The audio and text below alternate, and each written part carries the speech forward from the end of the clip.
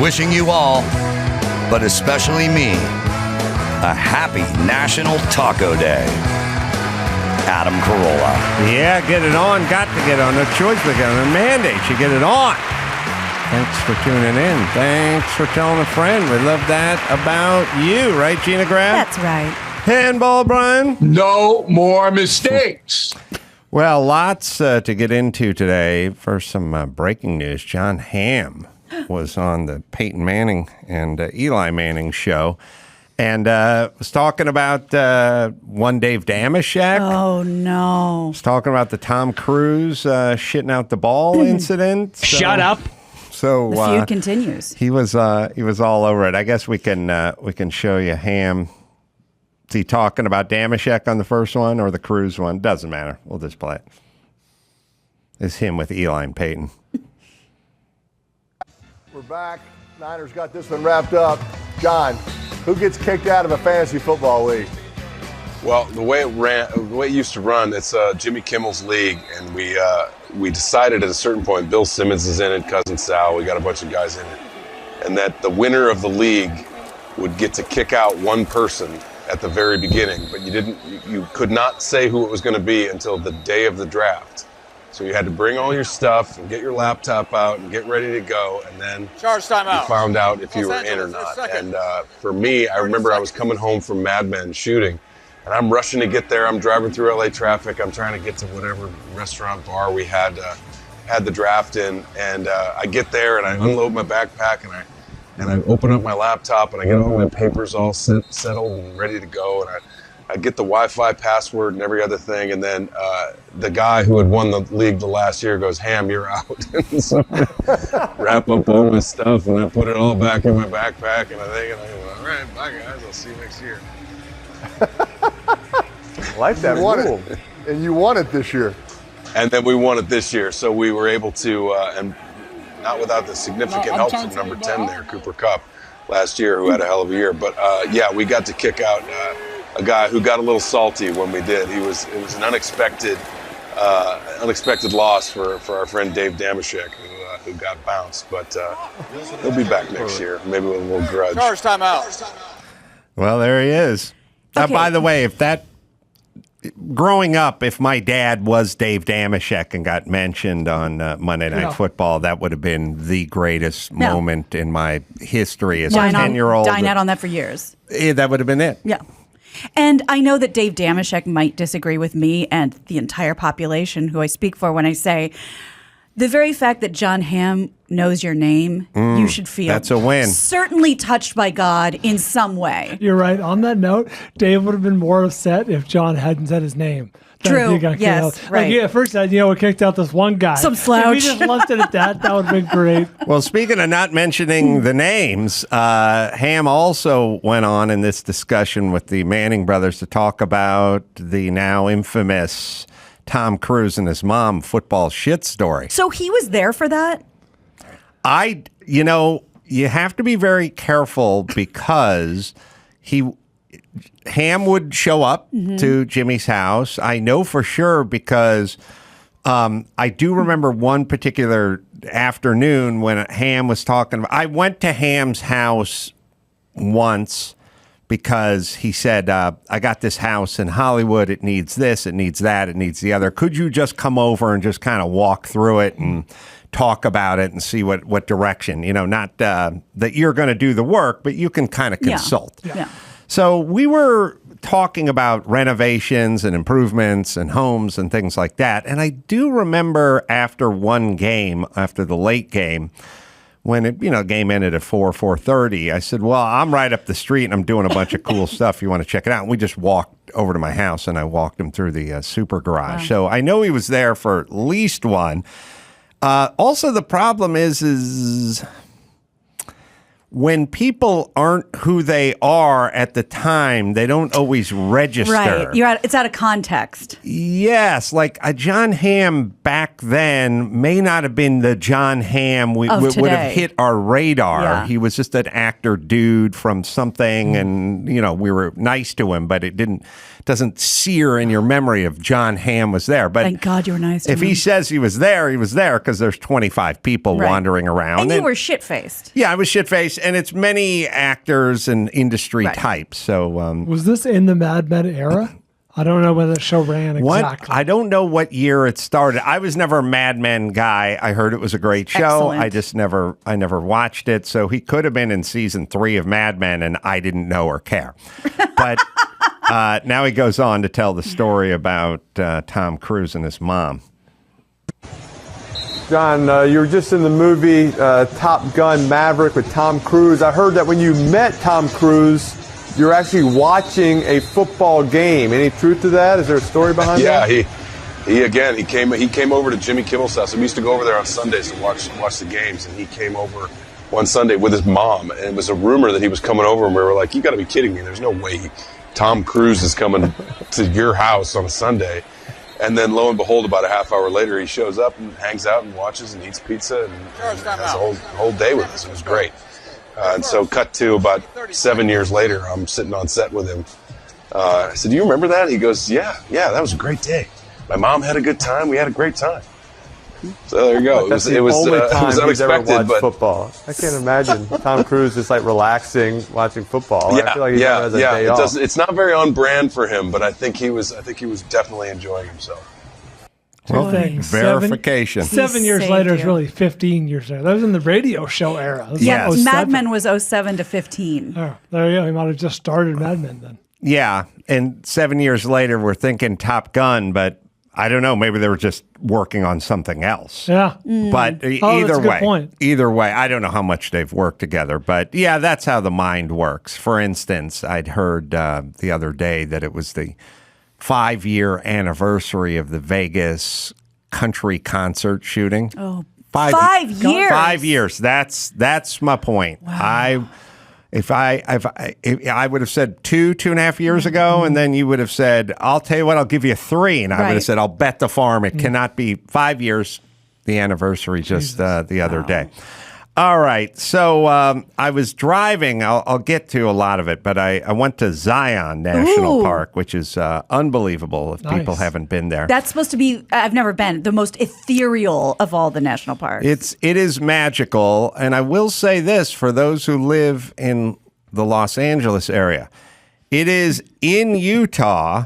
But as I was looking at Waze saying an hour and a half to Zion and then passing signs that said, I don't know, Salt Lake, 250 miles from here. Salt Lake is much further away. Zion is close. Zion was only an hour and a half from here? Southern Utah? No, not. I was like, wait a second. I was looking at Waze, meaning it was from where you were. 250 miles from, that's the clue, Gene. I see.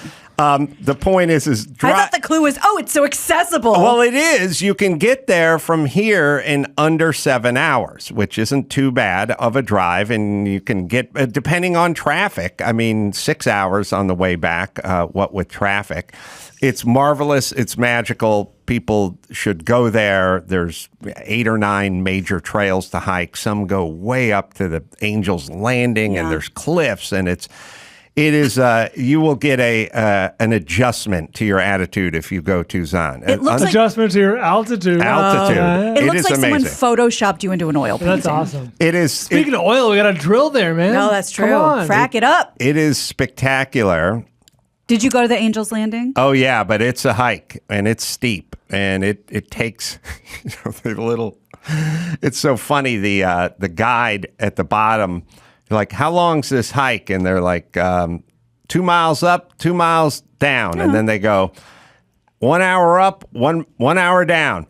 Well, it's an hour and a half up because you are on your hands and knees at some point trying to traverse this trail and stopping every 400 feet just to fucking catch your wind.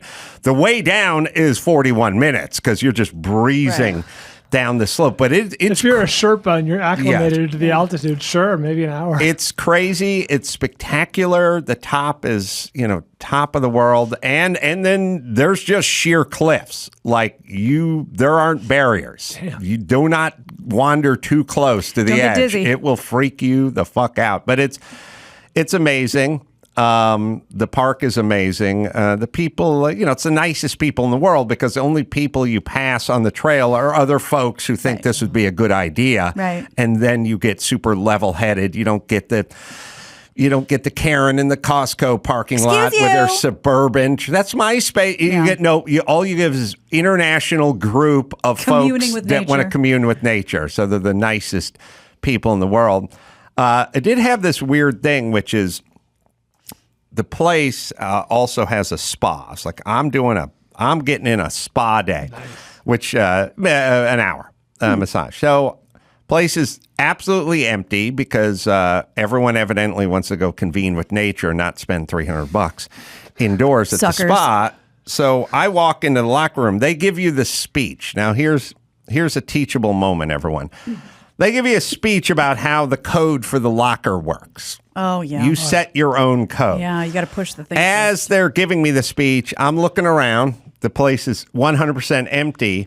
I'm also thinking, who's the clientele who's rolling? We're not down at We Spa in Koreatown. Petty theft going on. We're in Zion. You know what I mean? I'm looking around and I'm immediately ignoring whatever she's talking about because I realize I'm going to fuck up the code and lock my shit in the locker and then have to come out in a towel to try to have you get me through this. And there's nobody there. There's literally not a human being. So I just go in, open the locker door, throw my junk in. Also, I do not have my phone with me because I do not want my phone with me. I have shoes, sweaty socks, sweaty underpants, and the greatest item of value is a pair of sunglasses, and I throw them all in the locker and shut the door without setting the lock code. I got 2 massages. The following day, I came back out, and there was an elderly guy standing there in his towel, and he was fighting with his lock code the entire time I was there. I mean, he literally took my point and 100% underscored it. He was a gentleman in his 70s, did not pose a threat to my sunglasses. And all I'm saying, everyone, is you got to kind of do an assessment of where you are. Now, people can go, well, so what? Take 5 minutes and do the code. You can. But I'm saying just don't leave the backpack in Oakland on the passenger seat when you go in to get some soul food. Do not do that. But if you're at the spa in Zion, don't bother with the locker. Yeah. Just assess. In there. That's if you're all. At the YMCA, punch in a code. If you're in Zion, there you go. Yeah, so this guy was struggling the entire time. Part of me wanted to say something, the other part just sort of watched him go at it. This is my new thing, helping old people with technology. I did that at the parents-in-law. No, the strangers at the movie theater at the AMC Century City. They validate for 3 hours, but you got to scan it, right? That's a tough under the scanner, and it's one of those barcode scanners. It's not like swipe or whatever. And there's a woman of 60s, let's just say 60s, struggling with this thing. I can see her. I'm waiting to do mine behind her, and she's like, this thing, the technology won't work. And I'm like, I reached out my hand, like, give it here, and I just did it for a second. She's like, it's not gonna. I tried. Oh, thank you. Yeah, good. Nice. Yes, we all need some sort of Sherpa. a Sherpa, technology Sherpa. The other thing I noticed as I was driving home from Zion is that you just go right through Vegas and go right on that 15 right through Vegas. And I noticed something because I never drive through Vegas. I get off at the closest off ramp and drive onto the strip. Not a good sign for Vegas. Tons and tons of billboards all along the 15 for lawyers in injuries and accidents. And then about 20% in Spanish. Not good. Just all these personal injury attorney billboards just popping up. The billboards were always for, Penn and Teller and shares in town. No. It's all lawyers now, and it's all personal injury lawyers. But then I passed a couple showbiz ones, and I passed a couple magicians, and I hear of them. There's 3 magicians but then the rest are just the guys playing Vegas you don't know. And as I was looking at the billboard, see, you'll pass billboards that says Jerry Seinfeld is at Caesar's Palace, and you'll go, I know who that guy is. And then you'll pass another billboard that says Earth, Wind, and Fire are going to be at the Luxor, and you go, I like those guys have hits. The billboards you can glean nothing from, magicians. Yeah.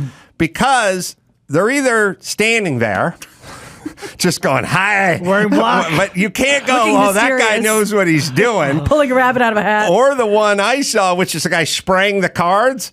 But I don't know how that's going to end. Yeah. Yeah. Oh, you could put me in a tuxedo, give me a deck of cards, and I could just spray them at him. 52 card pickup. Yeah. Looking very confident, spraying cards into the lens, but we don't know where those cards landed. No. We don't know if I retrieved them with my other hand. If this was your card. You don't We know. don't know if that was your card. We don't know. Intentional. You can glean nothing from a magician's That's a good point. billboard. Well put. Unless there's Penn and Teller, Yeah, we unless go, it's Copperfield. oh, I like that guy. Right. I know that guy. Oh, boy. Yeah, I was looking at Shin Lim. He's limitless, and he's just spraying cards into the air. But again, I wasn't there at the photo shoot, but those cards could all hit the ground. Yeah. You could have just dropped them. Yeah, There's not a trick inherently. it's basically like saying, I am a lights out 3-point shooter, but you just show the ball in the air. Leaving your hand. They go over the backboard. Could have went to the first row. Could have taken out a Laker girl. We don't know.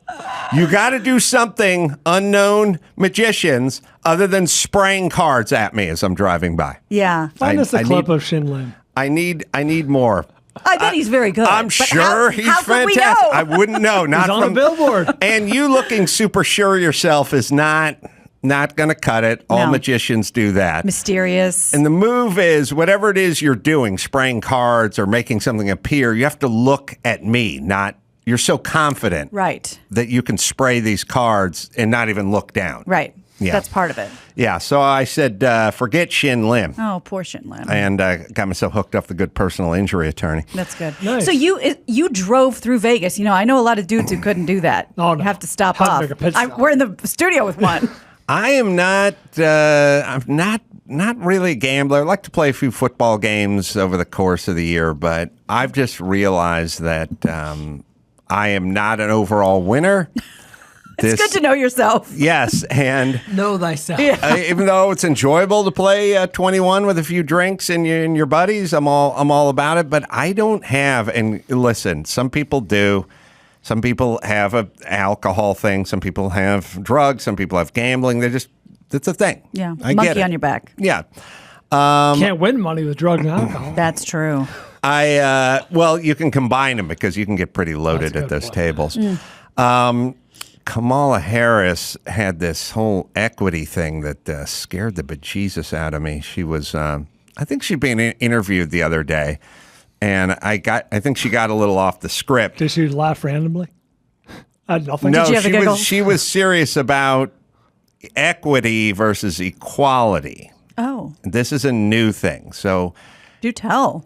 equality is what we're looking for.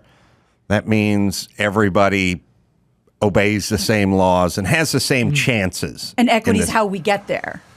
Equity is more of we need to even everything out. Right. Tilting the playing field one Right. way or the It's other. we gotta get these fat cats to start paying their fair share so you can have something. Now The idea being this group's a disadvantage. Let's raise them up. To get them. you're treating money and the entrepreneurial spirit as if it's a fish jar, a goldfish tank full of jelly beans, and that some people have taken all the jelly beans, and now it's up to 3 or 4 people just to fight over the meager jelly beans that are left, versus you go out and create your own jelly beans. Go make it. That's what this country is. So it's an interesting. So if you have the entrepreneurial spirit, the thing is this is a good country to start your own business, do your own thing, and make your own way. And there's countless examples of it. Whatever your skin color is, or whoever you pray to, or your sexual proclivities. Or there's this other argument, which is I don't have stuff because they have all the stuff, There's finite stuff. which is kind of flawed. We had, oh God, I'll think of his name in here. I keep wanting to pull this clip. Terry, the Hatcher. president. No, from Terry Crews. Terry Crews. Terry President Crews. Camacho. That's right. Yeah, Terry Crews was in here a few Shit. Yeah, shit. He was in here a few years ago going, it's not about this slice of pie, that slice of pie. Go make your own pie. And I thought, Yeah, that guy's got it. But here's Kamala is talking about it as it pertains to hurricane relief.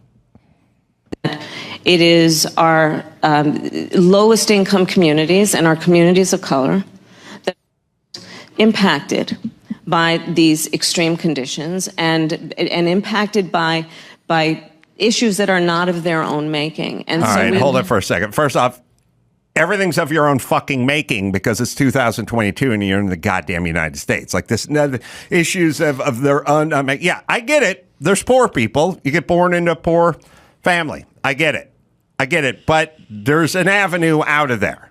It's not everything is just happening to you. You're allowed to make things happen for yourself. But anyway, she goes on to say. Absolutely. And so we have to address this in a way that is about giving resources based on equity, understanding that we fight for equality, but we also need to fight for equity, understanding not everyone starts out at the same place. And if we want people to be in an equal place, sometimes we have to take into account those disparities. All right, so she's doing this thing with the seesaw thing with her hands. Like, hey, we're not all born in the same place, so we got to figure it out. We got to, first off, fuck right off. You are fucking with this country in a huge way. You're going to anger a bunch of people and disincentivize a lot of people from going out and getting some. Nobody's born in the same place. That's where we're at. I mean, forget about this country. You couldn't get the 14 people that are inside this building and try to figure out who was born where and into what family and what system. First off, just an accepted premise. That's what's. We'll all be born. Everyone comes to this country. My grandfather came here from Poland. He had 2 shekels in his pocket, but he was a cobbler and he started a business. That's what we're doing. We're not going to level the playing field, and also taking things from people who earn and giving it to people who don't is like saying we're going to take the homeless population, we're going to move them into the Four Seasons. Like, okay, that's on the table. Good luck with that. Tell me how that works out. Taking people who don't earn, don't create jobs, and then just breaking off pieces from people who do and giving it back to them is doing a disservice to the people you're giving them shit to. But it's also how all the major countries who attempted this fail and then spiral into this sort of big government mess. So I'm just wondering where government programs come in, like SNAP or food stamps or, these types of things. I mean, these ostensibly keep people going. Right. So what do in a circle, but yes. But I mean, do you think there's any good to a government program? I think what there is, and now what she's saying is she wants people of color to get FEMA relief first, which is insane. And then FEMA came out and said, "Don't listen to her. That's not how it works. It's not how it works." But these programs are good for a very temporary, short period until they become a way of life. So you can say to someone who's unemployed, you have 3 months to receive unemployment, but then we cut you off. Mm-hmm. Whatever, January 1st, you are cut off. Those people will then go out and attempt to get a job because they're going to get cut off. That was the Clinton quote, a second chance, not a way of life. Yes, not a way of life. We've turned this into a way of life. And I don't know who you're helping because now they're just on the dole and the government teat, and there they shall remain while their muscles atrophy. But anyway, be very careful about equality, which is sort of your Martin Luther King thing, versus equity, which is these fat cats got to break something off and give it to.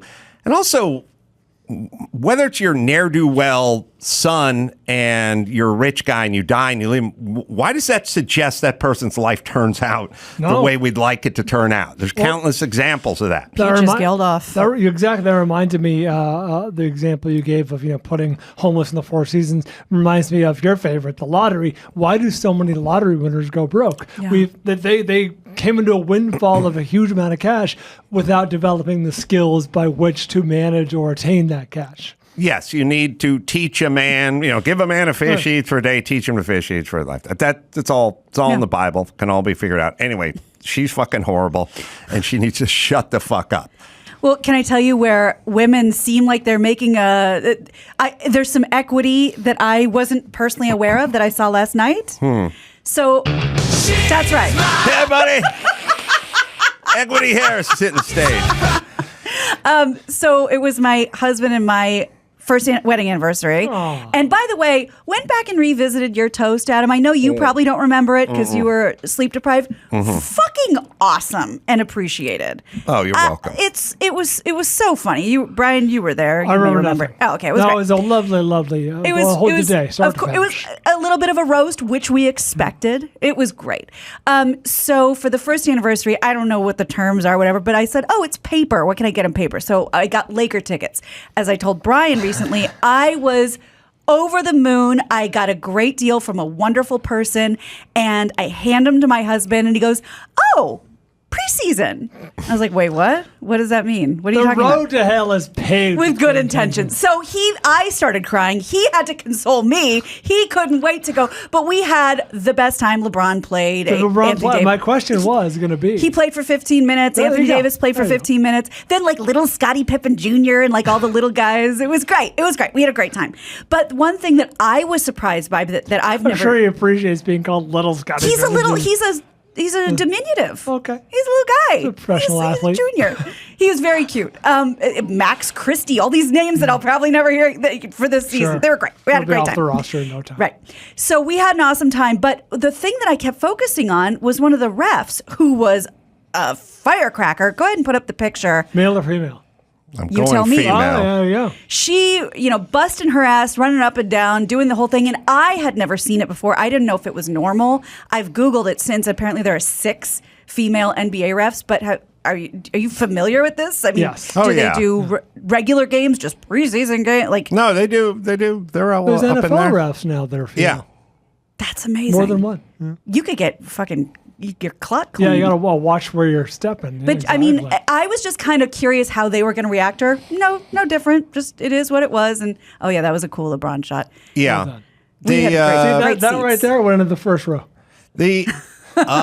Actually, he didn't make that basket. The place is full. It was full to the rafters. It was really fun. The Laker girls were even there.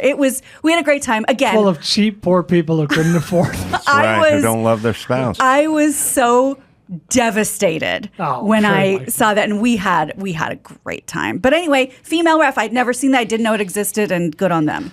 I think it's indicative of where we're at with the society, where they go like, "Is America ready?" With the first black vice president of it. If people do their fucking job well and they're professionals, then airline pilots, vice presidents, referees, all on the table. No one gives a fuck. Kamala Harris is horrible at her job. So then we give a fuck, and then you go, "Oh, you're saying it because with a woman vice president? She's wildly incompetent." She, yes, she, who is the border czar, who's been in North Korea or South Korea, but not to the border. I would say she should. I don't know how. There's got to be some sort of czar of optics, and I would the press secretary. I would just say, look. Kamala, the border's on, it's on the front page. People are talking about it. You're the border czar. It's been a year and a half. You've not been there. You're heading off to Korea. Let's just pop you over to the border. You get out of the plane. We'll take a couple of shots. You do a little glad handing on the tarmac, and then we'll just check that box. We can just say move you've on. been there. Yes. And then when it comes up, you go, "Hey, you've never, I was there. The fuck I haven't. I got this stuffed animal. Let me show it to you." That's right. I don't mean to put you on the spot, but I thought of it when Zion picture, glorious, by the way. Are you still doing the 1 hour a week of something new? I'm trying to do I know it's ambitious, something new. I got my hand surgery, which slowed down some of the things I was trying to do because sometimes new things involve using your goddamn hands. Pedal boat? Couldn't throw a pot on a wheel. Couldn't surfing and stuff like that. But trying to get out. And really what you realize with this country is you don't need to go abroad, man. No. You hit Zion. You hit the Grand Canyon. You hit Yosemite, Mammoth. You just go. You can do it all. You can hop in your car and do it all from here. You know what I'd like to see you do, and you really wouldn't need your hands for, and you're already good at it. It would just be a different medium. I would like to see you learn how to walk across a tightrope. I would do that. Because that's something that's feasible for you. Yeah, I think I could do that. And Between two high buildings. They have those backyard ones. I can tell it 4 feet you, off the ground. Yeah. as somebody with very good balance, standing up at the top of Angel's Landing and getting next to a 2,000-foot sheer cliff and venturing toward the edge, the world starts to move a little on you. You do not. Wow. It affects you. Yeah. It affects you. And when you think about the guys who do the base jumping, you shall have a whole new respect for those guys as you peek over this sheer cliff of 2,000 feet. All right, let me tell you about Good Ranchers. Ever had a friend who was naturally talented? They just pick up a sport or a hobby, they make it look easy. Well, you can make great food look easy with Good Ranchers. They source the highest quality meat in America. Each piece is from real American farms and hand-cut and trimmed by real American workers. Pasteurized, no antibiotics ever, and no added hormones. In-house customer service team and 100% satisfaction guaranteed in every box. You want that good, high-quality American protein. Good Ranchers, well, that's where you go. Use the code Adam. You get free shipping and $30 off your first order. Visit goodranchers.com/Adam. Save on American meat, and it's delivered right to your door. This is high-quality protein, and you need it. Go to goodranchers.com/Adam and get the free shipping and $30 off your first order. All right. Let's see. Amala Ekpunobi is going to be in here. She's young, she's talented, and she's on the vanguard, and we'll talk to her right after this. It's time to check Adam's voicemail. I don't know if this makes me a bad person or not, but I was rolling through the grocery store parking lot, and there was a 35-ish-year-old man with a beard wearing a camouflage shirt with a flat left rear tire in his Chevy Tahoe. He rolled my window down because he was just looking at his tire like it was going to change itself. And I said, hey, man, you know how to change a tire? He said, no, I don't. Do you? I said, yep, sure do. I rolled my window up, and I just kept going. Have a good one. You can leave us a message at 888-634-1744. Looks like you could go for a cold one. It's a joke about a movie that was made before Amala Ekpunobi was born. Vacation. Good to see you, Amala. Good to be here. How old are you? I'm 22. All right, we're trying to figure that out if you're 21 or 22. Unapologetic with Amala is available on PragerU.com, and you and Dennis, I know, hook up a lot. Yes. He's a dear man. He's just there's a few people you think about where you go, geez, what happens when he goes? And then I go, oh God, I hate thinking about that. Yeah, I call Dennis America's grandfather, and we'll all be mourning. I hope he never goes. I'm right. Don't make him a vampire. I'm right with you. Disney's cryogenic head. So your path, and do you have a BLM tattoo? I got a Black Power fist tattooed on my arm when I was 16 years old, regrettably. So yeah, it's there. So you grow up a single mom, very progressive, yes. And in a world, and I've talked about my own personal experiences with this on subsequent shows about or past shows about my grandmother being kind of a communist, my mom being, and I got a front row seat to it, and that's why I started to think about it early. I was like, I guess there's two directions you can go. You can go, I'm going to be just like mom, or you can go, I don't think this person knows what they're talking about, and right. Maybe they do know what they're talking about. It doesn't serve them. It doesn't seem like they're using it or they seem perpetually poor and unhappy. Maybe another route. Yeah. But was that your experience? 100%. I got a little bit of both, actually, of just being made super cognizant of my race and my gender from a really young age by my mother. She just happens to be white and identifies as a white ally. So I fell hook, line, and sinker for every single narrative that I was told. I wanted to be an activist, but at the same time, it brought me no happiness whatsoever in life. I was constantly depressed, constantly angry at the world, but just ran with it. I've shout about this on a daily basis. We're going down this kind of racial road that goes ends in either dead end or a cliff, or maybe a train coming through the tunnel our direction. Politicians never stop beating the drum. We never stop hearing everyone talk about it. We're in 2022, we're talking about a lot more than we did in the 80s and the 90s. But to what end? Like, I don't think it's helping anyone. It's not helping the people we're talking about. It's agitating the country. Is it all just trying to get votes? I don't get what the end game is, and I don't get why we can't get past it.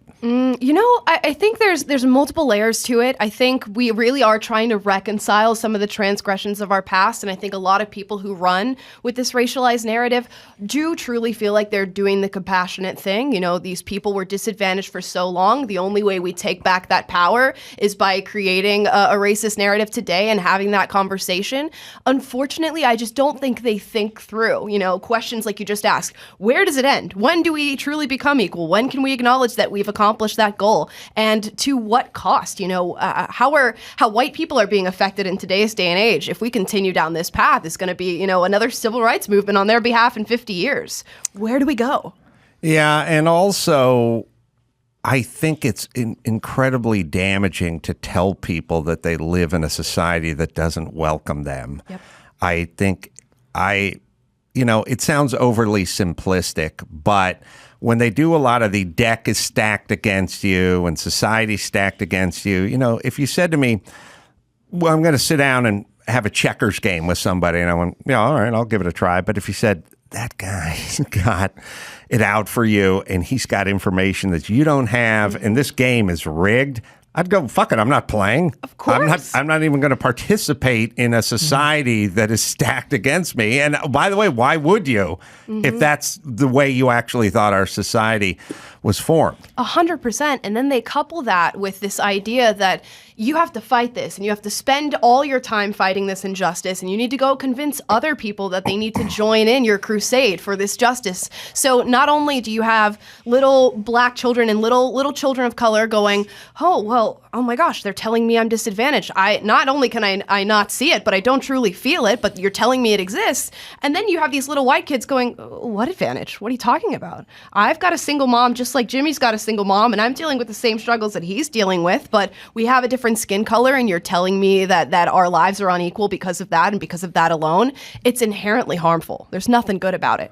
Yeah, also in America, whenever they trot out this phrase, they go, scared of people who look different than you. I always want to go, oh, shut up. That's all America is people that look.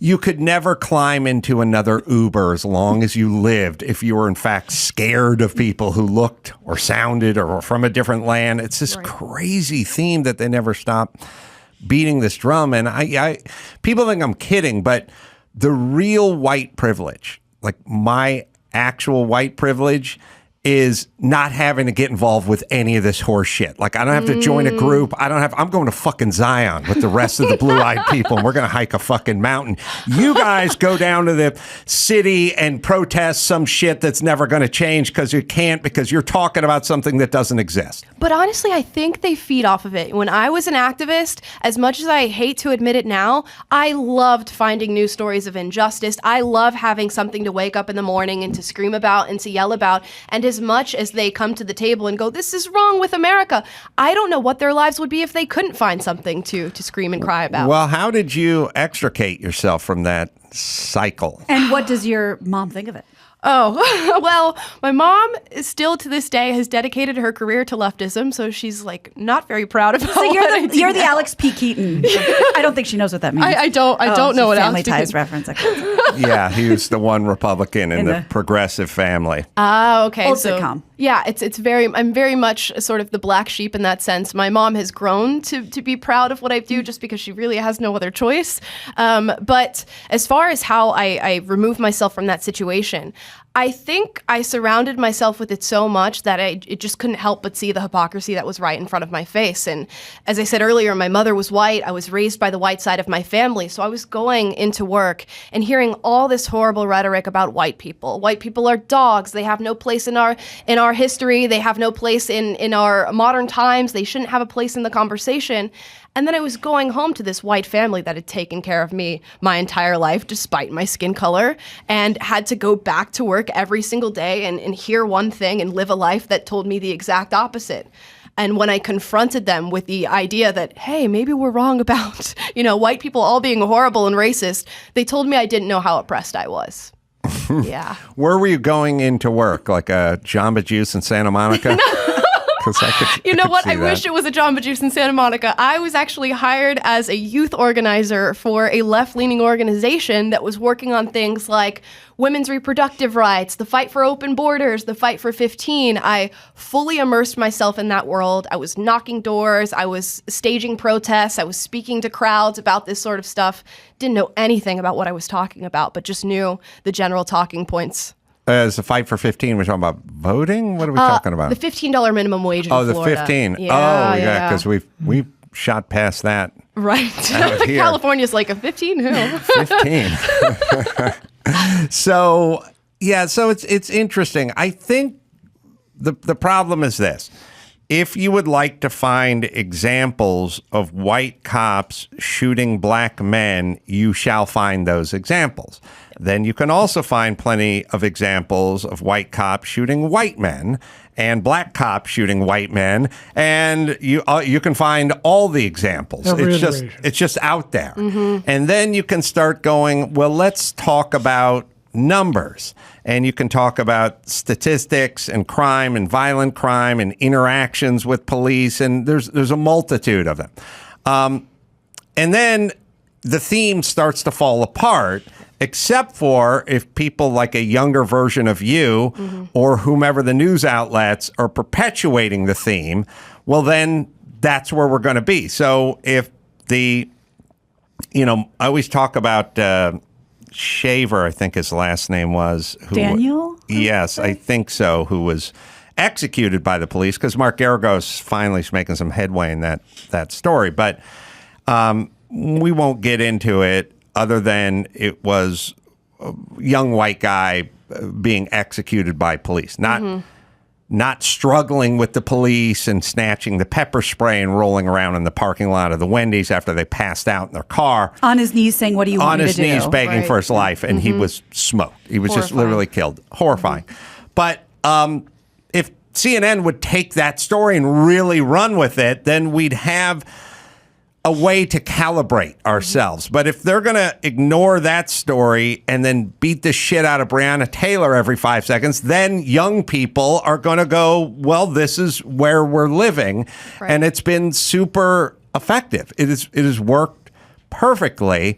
Now everyone is super agitated and thinks this is the society we're living in the same way. If all they did was focus on shark attacks, no one would ever go back into the ocean. It's crazy, and all it does is just infuse a bit of anger into everybody's lives and infuse division into their lives. It does nothing to solve the actual issue. If we all came to the table and these news organizations came out and said, hey, guys, let's talk police brutality, an issue that affects everybody, if we really think about it, if we really look at the numbers, if we really look at the stats. Instead, they go, no, it's disproportionately black. That means it's racism. That means the issue we should be focusing on is racism. And we never get to the root of the problem. We never solve an issue that's going to continue to impact people for generations to come, because we've decided to simply veer off and focus on something that is probably not at the heart of this issue.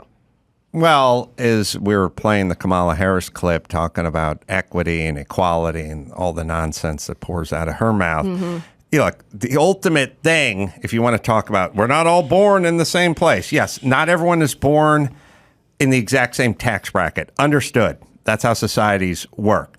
You want to help the lower class people, keeping parents in the house, dad in there, that's the ultimate gift you can give to a kid. And when I say gift, I mean statistically. If regardless of all the other things, statistically, having two parents and having a dad stay at home and keep the family intact is the best thing you can do in terms of prognosticating the outcome of this young person being successful. There's a few things. There's, don't have any kids until you get married, graduate, don't have any kids until you graduate high school and or college. Keep that.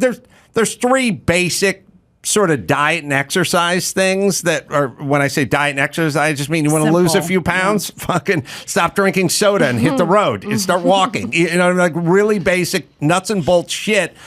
These race hustlers talk about wanting to have an honest conversation and a seat at the table, and then they just go off on police departments. The police show up at the end of the journey. The system shows up at the end. The incarceration, the DAs, the whatever.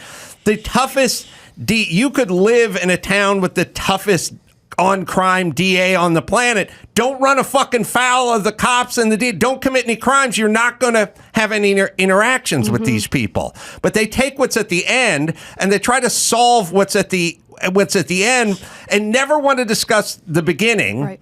And that's where I'm fucking crying bullshit. Because if you guys want an honest conversation, then we'll have this conversation. And then they go, well, that's a racist conversation. And then I go, well, do you care about black people or not? And I truly think that they do. And I struggled with it for so long, coming out of that mindset and going, wait a second, you guys don't really care at all. If you really cared, you'd be focusing on this, this, and this. But the race narrative is super easy because, like you said, you get to the end of the road, you get to the horrible outcomes, and race is a really easy thing to see. I can watch a video of some sort of police brutality situation playing out, and I can see white cop and I can see black guy, and my mind can immediately make up that narrative and push it out to people. It's so much harder to go, well, what led this guy down this path? Was he raised in a two-parent household? Did his parents read to him? Did he get a good education? And how do we fix the root of those problems, which is much more extensive than going, no, white guy, black guy. Yeah, by the time we're talking about non-lethal interventions, rubber bullets and pepper, we're way too far down the line because you're now wrestling with a cop in a parking lot and you're sorry. Maybe you live, maybe you don't, but you've kind of jumped the shark. I want to get to the part before the part where you feel like it's a good idea to wrestle with the cops. Also, banging the drum constantly that the cops are out there to kill you would then cause more wrestling with cops. Yes, absolutely. I would tend to want to wrestle with a cop if I thought he wanted to execute me. Yeah, I got pulled over by a police officer when I was knee deep in this stuff, and I had the most terrifying experience of my life simply because of what I was told. I grew up hearing the stories of Eric Garner and Philando Castile and Tamir Rice, and had convinced myself and been told by multiple people that had I ever had a run-in with a police officer, it was going to go poorly. Prepare yourself, get your phone camera running, get your hands on 10 and 2. And I'm here, this terrified girl, when all I needed to be told was, you treat them with respect. You're most likely going to get treated with respect and everything's going to go fine for you. And that moment just shattered my perception of police officers for a really long time and led me down this search of like, wait a second, how is the media saying all of this stuff and then the experience is so different? How do you see a turn? I know there are people like Candace Owens, and I know there's people like yourself, and Kanye West was wearing his White Lives Matter blazer, whatever. with multiple pictures of the Pope on the front. Oh, I didn't even see the front. Yeah. And then there's these things where it's like you have, you take Trump and you take Biden. So you have Trump saying, hey, if you're black, vote for me. What do you got to lose? And everyone goes nuts. But I think he meant it. He was like, you're not, why not? Why not try? Why not go to the bullpen and try something else? Because this ain't working. And then you have, Biden saying, man, if you ain't black, if you don't vote for me, you ain't black. And the Hispanics are starting to drift out of the kind of plantation. Not that they, actually, they do a lot of harvesting of fruits and vegetables. They're starting to drift out for just sort of pragmatic reasons. Like, hey, we're kind of religious and we don't care that much about abortion, but we do care about jobs and we do care about safe streets. And they're starting to drift that way.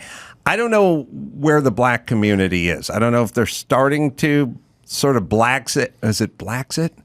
Trying the to think. Blexit, yeah. The Blexit, as Candace termed. I think there is a little bit of that. I think what we have right now is just an issue of labels. You talk to most Black Americans about their core values or how they want this country to be run, and the words coming out of their mouth are pretty blatantly conservative. But then you ask them, well, how do you feel about voting for a Republican, or how do you feel about voting red? Oh no, the red they hate Black people. They're racist. They're bigoted. They're the ones who ushered in Jim Crow, and you'll hear all these sort of lies start to percolate into the conversation. And I have a feeling that now the narrative's sort of being flipped on its head, and Black people are realizing, oh, wait a second. The things that I'm saying are really conservative. And now that we have a Democratic administration right now, my life isn't looking too hot. The economy isn't looking too hot. I'm walking out my front door, and life is not as good as it was a couple years ago. And I think a lot of people are starting to Blexit, as you said before. Is there, for you personally, your mom aside, and there's no greater champion for the Black community than the sort of middle-aged single white mom. They are. We would be more, led to believe if you were on Instagram and you they follow certain are accounts. way more into that than any Black mama I've ever come across. So your mom must be knee deep into this. But what about other people, friends, former friends? Now you have a lot of new friends, I'm guessing. Yeah, that's exactly what happened. It was just sort of a light switch turned on where I said, hey guys, I think I might be a conservative. And then all these people just slowly exited my life. And some of them without even a conversation. They just saw videos that I was putting out on the internet and went, oh, I think this is disgusting, and just blocked me and never talked to me again. And the few who stayed are now stronger friends than ever, who sort of watched me go through this transitional phase in my life, which I really don't think is that crazy of a thing. I think a lot of people start out pretty liberal and left leaning in their early years, and realize once they get a little bit further down the line that, hey, I am getting a paycheck now. You're 22 in their early years. You know what I mean? Comparatively. I guess I was thrown into this from a really young age. I was having political conversations when I was like 8 years old because of my mom. Yeah, but it brings about a question, which is, I saw what was going on like inside of my family, and instead of it's sort of like that thing where, I don't know what the stats are, but if you're a woman and your dad's an alcoholic, then 8 out of 10 are going to end up marrying an alcoholic. But then 2 go, I've had a front row seat to alcoholism and what that's like at home and domestically, and I want no part of it. So 2 don't do it. And I'm always curious, biologically or from an evolutionary standpoint, why is it just 20%? Why the 80 attracted to what they know? Like there was something in your head and something in my head that looked at our families and went, I don't think these people know what they're doing. And they do seem perpetually miserable.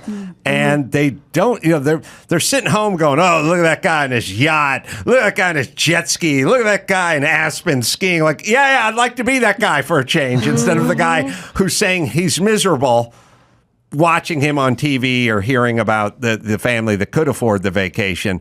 But what is it in you, and can you even identify it, that you had that ability, sort of like Dave Rubin did this, where he just sort of looked around and he went, how is it that everyone who disagrees with us over here at the Young Turks is a racist? How's that even mathematically possible? But what is that? And maybe it's not nurture. Maybe it's nature, but I don't know if it's nature in you either, that you woke up to that. I don't know. I'm honestly starting to feel like maybe it's just a nice piece of luck that befell me, but I have no idea. And I think what's similar with the stories that I have, and similarly Dave Rubin and probably you, is you get this moment of just being utterly dumbfounded and maybe a little bit of despair, looking at where you're at and looking at the situation that's just happened right in front of your face and going, oh, wait a second. I can either face this right now and own up to the fact that I might be wrong here and I might have led my life down the wrong path, or I can blind myself and continue down the path that I'm on. And it's really hard to look back and go, I was wrong, or I didn't know that and I said it anyways and I went for it and I dedicated my life to this stuff. And I think so many people are more comfortable just ignoring the fact that ever happened. Well, where do you come down? See, my feeling is why not go kind of the Bill Maher route? And I know a few people this way, which is you get to cherry pick your stances. I think the problem is once you're labeled conservative or once you're labeled progressive, then you get forced into a pretzel. You get twisted into pretzels because you get forced into taking stances that are unreasonable, right or left. I was always like, consensual crimes, knock yourself out. Gay marriage, don't care. Legalize pot, legalize abortion. Pick a number, 15 weeks or 20 weeks or whatever. Just cut it off there. Otherwise, go do what you want. And by the way, lower the taxes, stop the regulation, and beef up the border. So Racist. then I got to do whatever I wanted to do. But for you, now you've jumped into the conservative, Barca lounger. Do you have to go all in, or are you allowed to be more nuanced on things? Luckily, I'm allowed to be more nuanced in things. And I think for a second there, I almost fell into the hole of, if this side's wrong, then this side must be totally right, because we're tribalistic individuals and we love to just jump from group to group. But I'm very similar to you. A lot of the things you just said resonated with me. The consensual crime. Okay. Legalize pot. Okay, I don't really mind those things. I don't feel the need any longer to just sort of tribalistically represent one side of people. And of course, I'm sure that pisses people off. I'm sure it pisses some conservatives off when you say things that maybe they disagree with. But at the end of the day, I'm just looking for having conversations with other rational, reasonable people. And wherever it leads, it leads. I don't care which side is the right side. I have found, getting back to the very friendly Dennis Prager.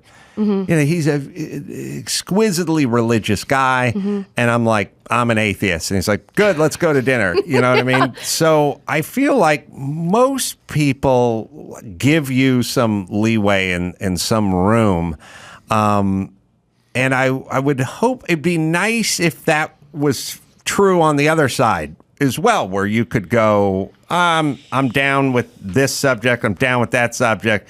But the fucking border's a mess, and I want the National Guard sent there, and they need to build a wall. And they went, okay, that's your opinion, but that's enough to get you kicked out of the party. You're absolutely right. It is completely all or nothing. And I remember when working for the organization that shall not be named, I walked in every day and started to have little dissident opinions of, that sounds really radical, or that sounds very extreme. I'm not sure that I can agree with that. So utterly scared to say that out loud, did not want to be exiled, did not want to be shunned, did not want to be pushed away. And I think a lot of people are feeling that pressure right now, especially with things like cancel culture and censorship and their friends having conversations about getting rid of the toxic right-wing individuals in their lives. You express one opinion that's dissident to what is the leftist package, and you get thrown out. And I like to think that most left-leaning people are not these extreme, wokesters, and I think that's true. I just feel as though the wokesters are the people dominating the conversations right now and sort of shining a light on their ideology, and people are done with it. Well, what the wokesters are doing is the same thing that, trying to think, Scientology. The same thing Scientology did 20 years ago when you were 2. And more, because I dealt with them. Yeah. And there were people just went, they will destroy you. Now, they couldn't, because there's many more reasonable people than there are Scientologists. But just the fear of being destroyed, people would say it all the time, don't fuck with them. They will destroy you. And it just became lore. Became lore. The Candyman or the Boogeyman, or don't mind the wizard behind the curtain. And then they had probably a 25-year run of just going, there's this many Scientologists, which is, you could fit into one large SUV, and then there's the rest of America who are like, these guys are batshit crazy. Yeah.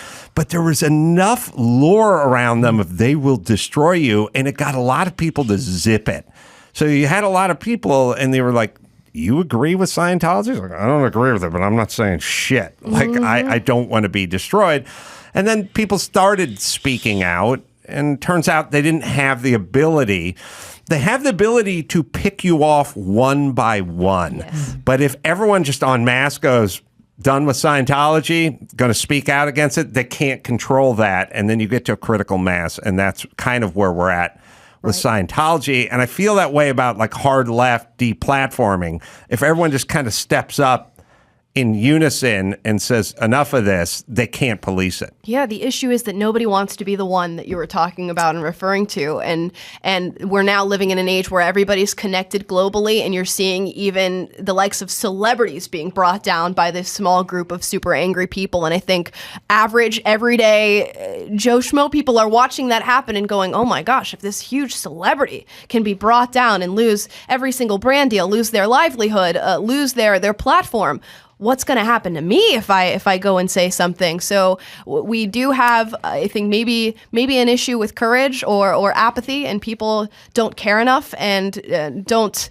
want to lose what they have in order to fight what's going on right now. How are you being treated? Because there are, so as I've studied the left, they hate people like Dennis Prager, but they hate Candace Owens more because that's one of their own, or somehow they've claimed her because of the color of her skin or something. She should know better. She's Uncle Tom or Benedict Arnold or whatever. So they hate the people that cross over even more than they hate these sort of old school guys. Sure. But Candace Owens is gritty and edgy and agitates and does, she speaks her mind, and she's a provocateur and so on and so forth. She's kind of the Black Ann Coulter or something. You come across as much more gracious and soft around the edges, and you have a smile and a laugh, and you don't feel nearly as intense. But on the other hand, you are a black woman who's crossed over. So how are you treated? I get a little bit of both. I think the initial reaction that people have to me anytime I speak is, you're a coon, you're an Uncle Tom, you're a race traitor, hand me your black card back. And then they listen for a little bit longer, and I get into stories where I say, hey, I totally understand with what you're seeing right now, with how social media is affecting your life, why you believe the things that you believe, because I was the person who would have called myself a coon or an Uncle Tom. Can I lead you down a different path? You don't have to agree with me by the end of it. In fact, if you disagree with me, I'd love to talk to you even more. And let me show you where I landed, and then we can have a conversation. And I think what is lacking right now in much of the political discourse that we're having is understanding. We look at people who are extremely radical, and we go, you're indoctrinated, you're brainwashed, I could never be you, you're stupid. And in my perspective, I go, yeah, I could totally be you. I, in fact, was you, and I totally understand why you believe what you believe. Here's why I just think something different now. And that happens to resonate with people on the opposing side of things. Good. Steps in toward the light. Fine. All right. Let me hit Blinds Galore here. Blinds Galore is turning 24. They're older than you are. Celebrate them and take off 50% your whole order during their huge birthday sale. Doesn't get any better than this. Order your samples today and take 50% off custom blind shades during Blinds Galore birthday sale before it ends October 11th. Family owned and run. I think it's a mother-daughter team. First place to buy custom blinds, and you have the online design. You can buy them online, I should say, and you get that designer look without the designer price. Do it right from your home. Just take the measurements and customize it online. Their Build a Blind tool lets you see exactly what they're going to look like on screen before you buy. I use these guys. Drew uses these guys. We use them over here. I use them at home. Even blinds and shades, you can hit their link and use your smartphone to do the motorized blinds and shades. And or you can use Amazon Alexa. It's Blinds Galore, right, Dawson? Blinds Galore birthday sale is going on right now, and everything is up to 50% off. Check out blindsgalore.com and let them know that Adam sent you. That's blindsgalore.com. Amala, when are you going to see Prager next? Oh my goodness. When is the next time I see Dennis? We have our PragerU gala happening next month, but I'll probably see Dennis in between then. He likes to pop by the office every now and then and say hello. Give him my love. Unapologetic with Amala, available at PragerU.com and streaming on YouTube. TJ Miller's going to come in here and tell us all about his new stand-up special, which I watched and enjoyed. So we'll talk to TJ Miller right after this. The Adam Carolla Show presents TJ Miller's birthday cocktail party for June 4th. Let's see who's invited. First up, we welcome King George III. Time to widen the doorway. The former fattest man in the world, weighing in at 1,091 pounds. American Robert Earl Hughes. USA, USA. American actor John Barrymore is here. Bruce Dern just joined the party. From the Mamas and the Papas, Michelle Phillips. Actor Keith David is here. Comedian Rob Hubel. And that's pretty much it. You got a king, a fat guy, and a few actors. TJ Miller on the Adam Carolla Show. TJ in the Angelina studio. Jolie was one of them. Oh, really? But they're not. That's not as funny. Is she on there? I didn't see her. I could have missed her. We got to check our staff on that one. Dear Jonah is the name of the comedy special. I watched it in its entirety last night. Very funny. Full special available for free on YouTube. It is out as we speak. Jonah was a special heckler. A special kind of individual. And the show took a turn. I think you were talking about cargo shorts or cargo pants. Yeah, that's right. Cargo pants. And a voice rang out from the audience. And so what happened, and that I love so much, is that, I mean, you know, you've taped specials and you go in there and I taped 4 shows in Nashville, Tennessee, and you hope that you'll get that one audience, that one show that's going to be the foundation of the special, and that you're going to sort of, cherry pick from the other shows and then put it all together and kind of Frankenstein a special. Mm-hmm. That's what I was expecting to do. Is going to be called the Pandemic Special. And what ended up happening is, and this is so ironic because it is kind of, it's ironic because it happened second show Friday. So we all know that the second show Friday is the most difficult show. And in Nashville, Tennessee, I expected it to be. Nashville, Tennessee is a bachelorette party that has a city inside of it, right? That's all it is. Yes. And so I kind of figured, look, this second show, it might go off the rails. If so, then I'm just going to riff, and then we'll get that on with 6 cameras. And the director said, no, really, we didn't get in this first show. You only got 3 more. Can you just do your set? I said, well, that's not who I am. So we'll see. And then, Adam, I walked out for the second show Friday expecting it to just be drunk, and it was an amazing audience. All of a sudden I go, this is the best audience. The special is going to be this, I think. And this is the audience. And then some guy in the front row started heckling. And I'm like, oh God, this is awful. And I said, I'm just gonna ignore him. But then he kept heckling, but it was like that heckle where you're so drunk that you forget there are other people there and you're just with TJ Miller in your own living room. And so he's kind of talking to me, but out loud, like, that's true. I've had that experience. All right. And he goes, oh, that's hilarious. Yeah, I agree. And so finally I go, all right, I just got to engage him. And I say to him, so you're wearing cargo pants. What kind of cargo are you carrying? What's your haul? What's your freight? Right. And he answers as to why he's wearing cargo pants. And it's this long, elaborate answer where he's really stuttering kind of. And immediately you realize, oh, this guy is not drunk. He is developmentally challenged. He's special needs. And I'm sure that people would be upset that we're even saying it that way. I know you love the culture that's all worried about ableism. No one who listens. Neurodivergent. And I think it's my neuropsychologist. She said to me, we don't call them special needs anymore. We call them intellectually deficient. Oh, that's I was like, really that's offensive. awful. That's worse. Well, doesn't work. I don't like I think that. that one's so awful because it's like he's a little slow. No, he stopped. I He know. is currently not moving and never will. It's like waiter and server, Negro black. I mean, some of the stuff's a lateral move at best. Yeah, it really is. I don't get. But it's so deficient. Anyway, all I knew intellectually. was that suddenly we have this guy, and and everybody immediately knew. They're like, "Oh my God, this guy is autistic or Down syndrome, whatever." And there's so much tension in the room because they were like, "What's TJ gonna do?" Yeah, TJ's in Ehrlich in Silicon Valley. He's famous for the Deadpool, making fun of how Ryan Reynolds looks. Is he gonna make fun of this? So I just headed off at the pass, and I go, I want you guys to know that I am not going to make fun of him at all. And it's this huge laugh because all the tension is broken. Mm-hmm. And then I kind of interact with him and it's fun and I come, but then he interrupts me again. So I kind of incorporated him to the show. And then I started to incorporate him more. And then he would ask other questions. And then he had the funniest line. I said, "What's your favorite part of the special?" And he said the funniest thing possible. And at the end, the closer is him and me kind of, fucking with like another guy that was sort of the villain of the show named Trevor. Perfect name for a villain in the audience.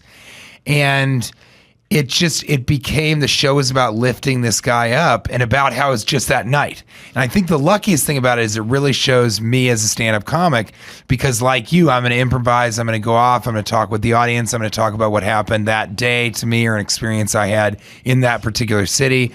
And so I just realized this is not a pandemic special anymore. This is about Jonah. And so I said, well, we got to name it Dear Jonah. We thought of different stuff, but yeah.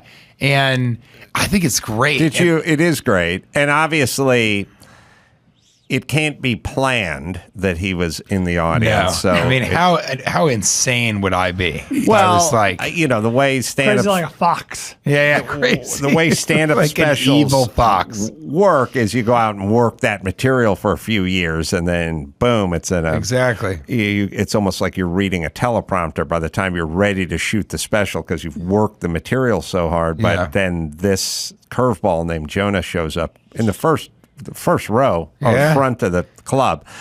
And so then you watch it and you know it all has to be genuine in real time. Did you talk to Jonah after the show? Have you talked to him since the special came out? I mean, but in the, and he was a huge fan. I would find afterwards that he came, his parents dropped him off, and he was there at 4 p.m. alone waiting in line because he loved me so much in Deadpool, which he talks about in the special. But also he said to me, I came and saw your stand-up before, but I was way in the back. I was in the balcony.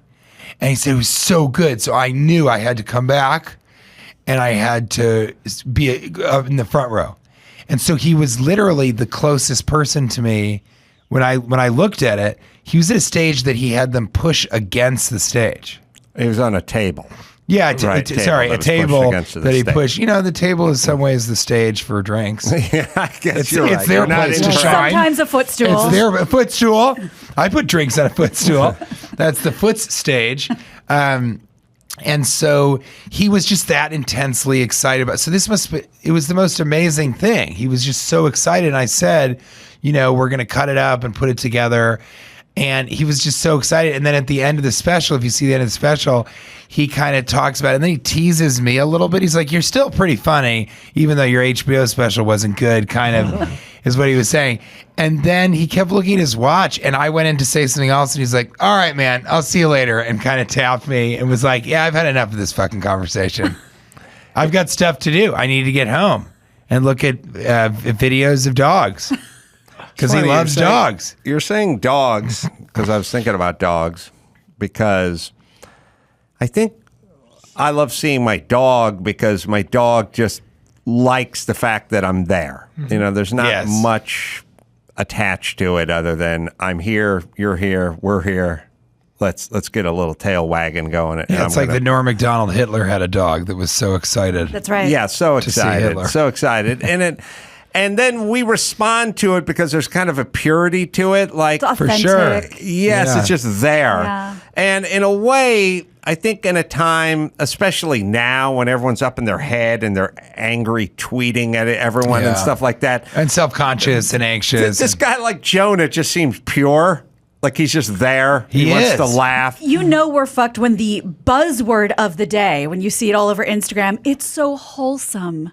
Like, that's a word that we're just striving for something that's just sweet and not going to fuck with our heads later. But I tell me if this is shifted. Like you can tell me. Like there was a time when I felt sorry for the dog and Jonah.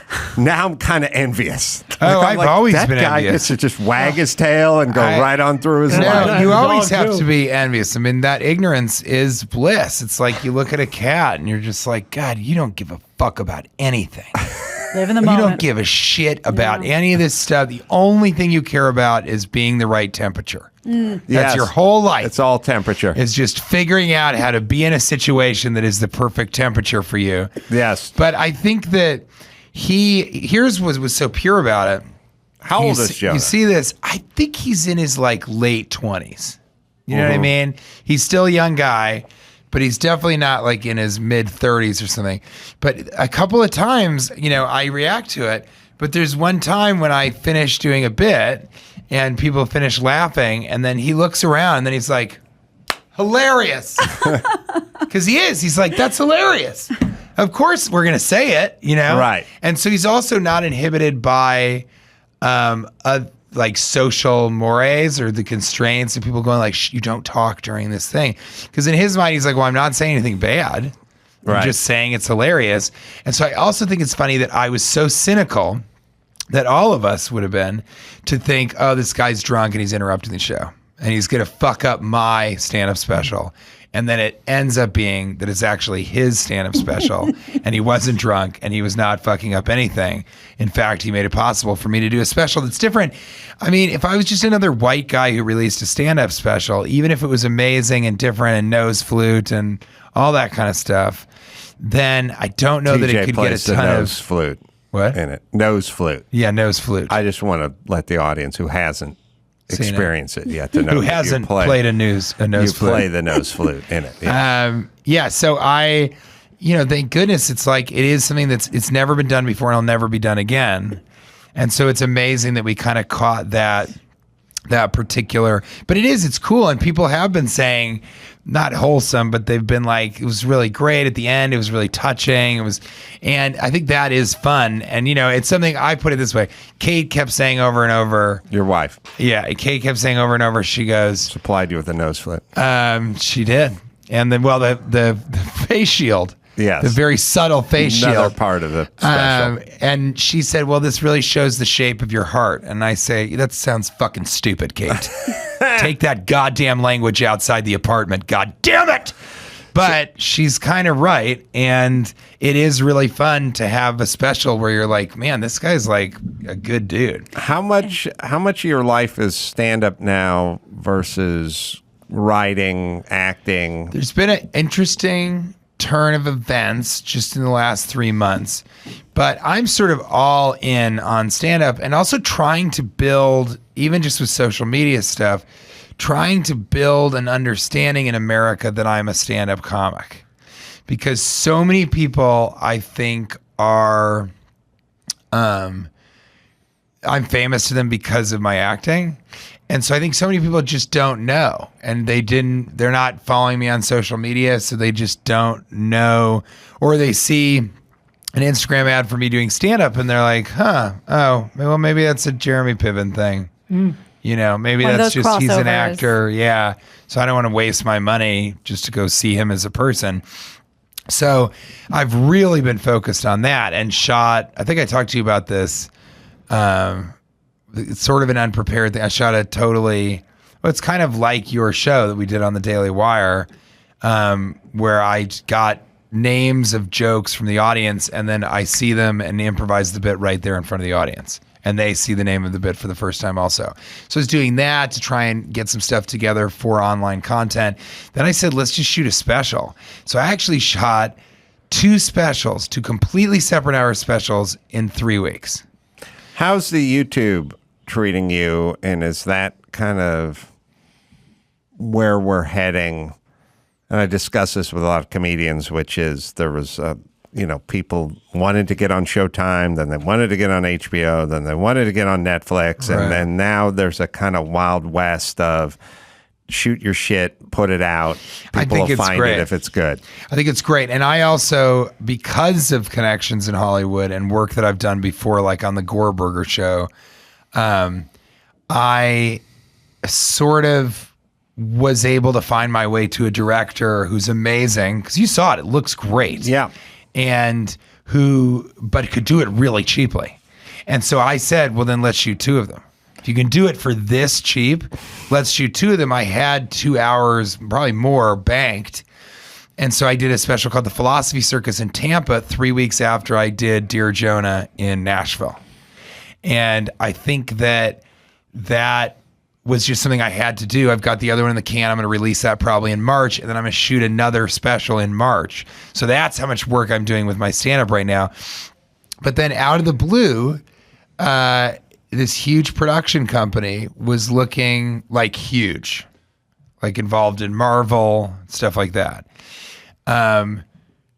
They were looking for a Christmas movie, and my buddy, out of the blue, months before I found this out, had an idea for a Christmas movie. And he told me, and you know when somebody goes, like we were in an actual elevator, and he was the husband of my wife's friend. So you know how if those people, you're always kind of being forced by the women to be like, you guys should be friends. You should work on something together.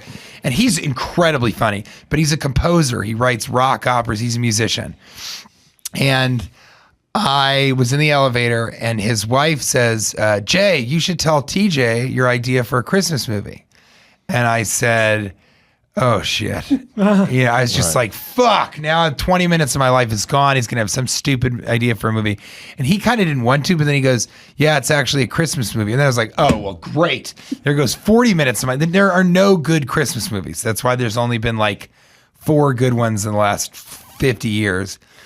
And so he tells me the idea for the Christmas movie. I'm like, that's the fucking greatest idea I've ever heard in my life. That's Really? So fucking unbelievable. But when he told me, I said, I mean, great. That's so awesome, but I have no one to pitch it to. And I've been in a Christmas movie already. Which one was your So I Christmas can't movie? go to Office Christmas Party. That's right. And so I can't go to Steven Spielberg and say I have an idea for a Christmas movie, because he's like, yeah, we already put you in one. So then I find out that this production company, these huge, powerful directors, were looking for a Christmas movie.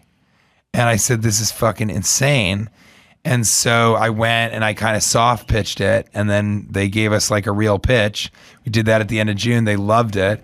And now just at the end of September, they kind of said, hey, we can't give you the budget that I think you would have wanted, but if we give you this budget, which is a mid-range studio budget, it's crazy, then, you know, if you can reimagine it like that, then we'll do the movie with you.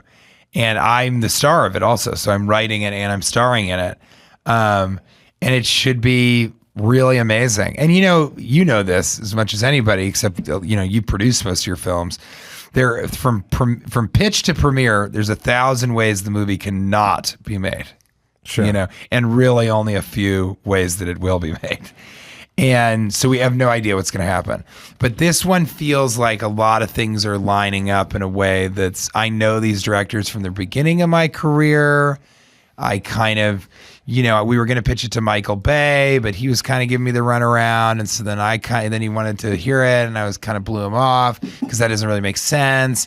And then we're pitching it to somebody who works with Seth MacFarlane, but it's not an animated thing, but it could be puppets. And so there's other options, but it's really this particular production company that's interested in doing it. That I think we want to do it with. And so I'm really, really excited. So I think that's going to be the deal, because I wrote a limited series about the pandemic, which is great. And I think I'm going to make that because it's so cheap. It's just one location. So that I'm going to do. But right now, the majority of my anything, film and television, all of that focuses on this one movie. How's your Ryan Reynolds relationship? Or do you have one? I worked with him on Two Guys, a Girl, in a Pizza Place. Yeah. I think of 200 million years ago. Yeah. I found him to be the nicest guy ever, but that was pre-celebrity. It was pre-celebrity. I've got Ryan along Reynolds. a lot better with him on the first Deadpool. Oh, really? because he wasn't a huge movie star. He was sort of a movie star who'd kind of struck out a few times. Most notably with Green Lantern. In a world where you don't get usually more than one bite at the apple, I mean, we've talked about it before, but they will let you, they'll make you the star of a movie, and if that movie doesn't perform, that's normally it. That was your shot. It doesn't have to be your fault. It just is. And he got a lot of bites at the apple. He did a lot of movies. Why do you think that is? Do you think it's because he's so handsome? I think he's handsome. I think he's very talented, and he's very funny. I think people were able to kind of separate him from the art, from the project, when normally you just get lumped in with the project, and then that's sort of. And also, Hollywood does a lot of like. You make a volcano movie and it dies at the box office. No more volcano movies for the next 50 years. And it's like, well, 2 came out in the same year. But what I'm saying is you make a movie. I was doing Top Gear for ABC when they inexplicably relaunched Knight Rider. Like Knight Rider 2.0. David Hasselhoff, Part 2, talks to his car. And everyone was looked at everyone like, of course, this is schlock. This was schlock. It was like Land of the Lost, the feature. You know, this was schlock when I was a kid. Now it's more schlock. Came out, died 1,000 deaths. Of course it would in modern times. We all talk to our car. We did a really good pilot called American Top Gear pilot, and then there was like no more car shows. Can't do it. And it's like this is not that, and that's how they do it. I don't think it's anything to do with him being handsome. How many? You guys remember Sam Worthington? He starred in the most famous, or excuse me, the most successful film of all time, Avatar. What has he done since? I mean, Avatar 2. But I don't know. He's headlined the most successful movie ever. He's a handsome bastard, and we barely remember his name. Well, I hate to. I mean, but like it might be because he's filming an Avatar right now, and films it for years. For you think 14 years. You know what I mean? I mean, it might be that they're like, you can be the Avatar person, but you can. It's like getting a commercial, like being the progressive girl, Flo, right? I think that Adam Carolla is one of my favorite people. I think that Ryan Reynolds. Kate thinks he hates. Kate thinks he's super frenemy with me, or even just that he hates me. I could see him hating me. But I said on Hot Ones, I went on Hot Ones and I said that, what was great about Deadpool is they covered up his handsome face because he's so distracting. He must know this, but it's so distracting to look at him, and guys don't want to laugh at him because he looks like the guy that fucked your high school girlfriend. And then girls don't really want to laugh at him. They just think he's cute, so they'll just look at him. Like Ryan Gosling. Girls don't care if he is talking or acting. Accurate. Yeah, So exactly. So I think, but he's such a good comedian that when you cover his face, he's so quick, he's so funny. So I love him as a comedian. But I think after he got super, super famous from the first Deadpool, then things kind of changed. I think he was like, see, you guys see. And then I think I don't know. I mean, would I work with him again? No. No. I would not work with him that again. much vitriol. But I've said that about Michael Bay, and now we're friends, and I would work with him again. But I think Michael Bay is different. And Michael Bay worked on a movie with Ryan Reynolds also. And so he has a very specific opinion. That may mirror your Ryan own. Reynolds. And that was a good part of our last conversation with me and Bay. But I sort of wish him well because he's so good at Deadpool. And I think it's weird that he hates me. And I think some people. Do you know he hates We you? had a really weird moment on Deadpool where he said, let's do one more take. And everyone was like, okay. And I was like, yeah, I'm fine. And then as the character, he was like horrifically mean to me. But to me. Cathartic. as if I'm Weasel. Right. So he was like, what's great about you, Weasel? You're not the star, but you just, you do just enough exposition that it's funny, and then we can leave and get back to the real So he's movie. riffing. Well, he's here. right. Obviously. Yeah, sure. Yeah, that's exactly why he said that. How much riffing? Because I'm not funnier than he is at all, right? much And I ri- haven't been in more movies than him. Yeah, Don't exactly. agitate the guest, Brian. How much riffing was done? A lot, and he's a great improviser. And how You know what much I of mean? it And made the cut? a lot of it, and then the stuff that they kept, and you see in the reel, it's a lot of it is what he's doing. I'm riffing. Also, the writers were so incredible. But that's what's weird about him, and I've met other people that can confirm this. He did that, and it was weird, and it doesn't bother me. I mean, just like Ryan, is it Ryan or Brian? Me. Yeah, Brian. Okay, I always forget. He's He's very forgettable. Yeah. Understandable. And so, as Ryan was saying, Son of a bitch. so But what went it sort of- south in that it sort of moment? Did you ended- react to it? I just kind of listened and thought it was weird, and then I got off stage because then they finally were like, cut. And then I got off stage and I walked over, and the whole crew was acting weird. And then I went up to Kate and I was like, that was weird, right? And she was like, of course it was fucking weird. It was insane. It was insane. And everybody was looking at each other like, what the fuck is he doing? And so that was not a great experience for me. And a couple of people, for the most part, when I do a film or on a television set, the crew really enjoys me because I'm nice to everybody and I'm also funny. And after a take, everybody starts laughing once they cut. And I sort of laugh and enjoy and talk to everybody. And I'm just not sure every, movie star does that. But And how was that a breaking point for your relationship? Because why would he do that? And why Right, do I but want to he work knows with he somebody? did it. But did you call him out, or did you have a No, discussion what would with him? be the use of that? And it would be so easy to deny. Like, I don't know, I'm just trying something new. I'm not talking. Yeah, that's why he did it like that. But you felt it coming from him. Everybody did. That's why it was awkward. Everybody was like, why is Ryan doing this? And the other weird thing is like, maybe he got, I think he's kind of an insecure dude. He's really nice, but I mean, his Twitter bio is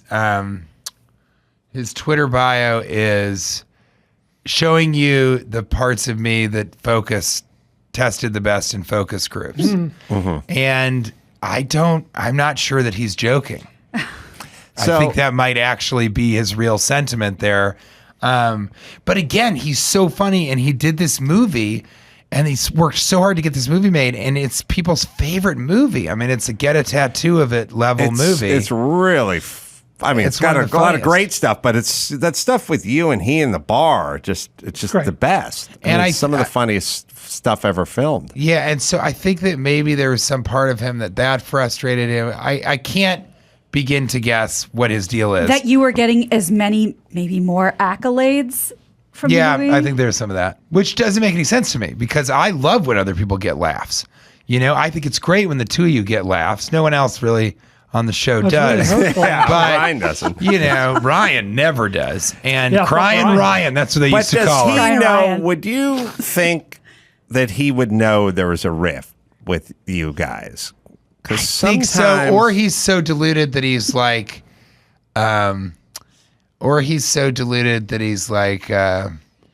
everybody loves me. Everybody likes me. So TJ probably just wishes that he could work with me again. Bay's like that too, though. Wahlberg talked to me about that, who Bay would never understand why you wouldn't want to work with him. Yeah. It just wouldn't make sense. Everybody wants to work with him. And that's also kind of true. So I think some people aren't totally self-aware. But I wouldn't, other places have been like, are you in Deadpool 3? What's the deal? Can you talk about it? And it's like, I would not have done Deadpool 3 if they came to me and they were like, we want you to do Deadpool 3 and we're going to pay you twice as much. Over that one incident? It's that. There's that certainly component. But really the real reason is the same reason I left Silicon Valley, which is I don't really think you should do something for more than 5 years. I think it's weird to just go back and play Weasel at 10 years later or something like Worthington's that. been doing Avatar for 14 years. I know, exactly. Here we go, Ryan, again with these Avatar references. Yikes. Can we get another Avatar for you? Do you think how much of this you tell me Then we'll be done with Ryan Reynolds. His wife is Blake Lively. Yes. Is there a component where you have this much douche and that much douche, and then we create 3 douches out of the 2 douches? Together, we're just a little douche, or separately. Yeah, but versus together, we're mega marrying douche. the civilian. Or I don't know. I don't know what her vibe is. I never seem to hear her interviewed very much. Likeable is her vibe. Likeable. Well, and on there, But I don't know. Do you know? I had occasion I only met her once, but I had occasion to look at her pregnancy pictures that she showed so that the paparazzi would go away. And I think both of them, their public image is very well curated. That's really all I know to say about that. Let me because you said that the brand is likable. Yeah, the brand is likable. I mean, I don't wish them any ill will. No. I think he should make a Deadpool 3 and continue to make movies. I just think he doesn't like me, and I thought it was weird how he expressed that. Because I'm at a place in my life where I don't need to do Deadpool 3 to possibly keep, and I don't think I left Silicon Valley because I was like, no one's favorite season of a television show is season 7. No one is like Breaking Bad for me. Best season was season 8. It's just, it's not true. And so I also think the danger of doing a third, that was the other thing. And when I tell people this, they're like, what are you talking about? And then when I sort of explain it, they go, oh. I think when you do a third installment of a movie, it can completely ruin the first movie. The first movie. What I say to everybody is, why don't more people say, oh, the funniest movie I've ever seen is Hangover? Because Hangover 3 ruined it. Wow. All of us saw Hangover 3 and we're like, I hate you. I hate you guys for doing this. I feel dirty. You clearly just took my money. Solely the franchise. And then I say also, when has there ever been a third great movie? Jaws. Sort of. No. But I mean, really think about it. And the only Godfather didn't know. No, and but 2 everyone were great. hated. 3 was. The Yeah, Marvel you're right. movies have kind of wiped that out. You're right. But I know what you mean. I think the problem. No, but Marvel movie, none of those are. They didn't do a Captain America 3. Sure. I think the problem with optics are everyone thinks It's you Return of the wanted Jedi, to by the way. do That's the you only want to one. do whatever as long as you can Lord possibly of the Rings, do what, it, 25 Oscars. and they don't get the part. Even when I quit the Man Show, they go, "Oh, but you wanted to do it doesn't comport with anyone's version of Hollywood because Hollywood is always money, money, money, milk it, money." So if you just go, I just walked away after season, whatever, they go, you mean you got fired? Bullshit. You know what I mean? Yeah, like we can't. Trevor Noah's like, I walked away from the Daily Show. He got fired. We just. It doesn't work that way when you work at a fucking muffler shop. Like Hank quit the Mighty Muffler. 7 He years. was let go. He was let go for not muffling enough. Yes. He did more shuffling than muffling.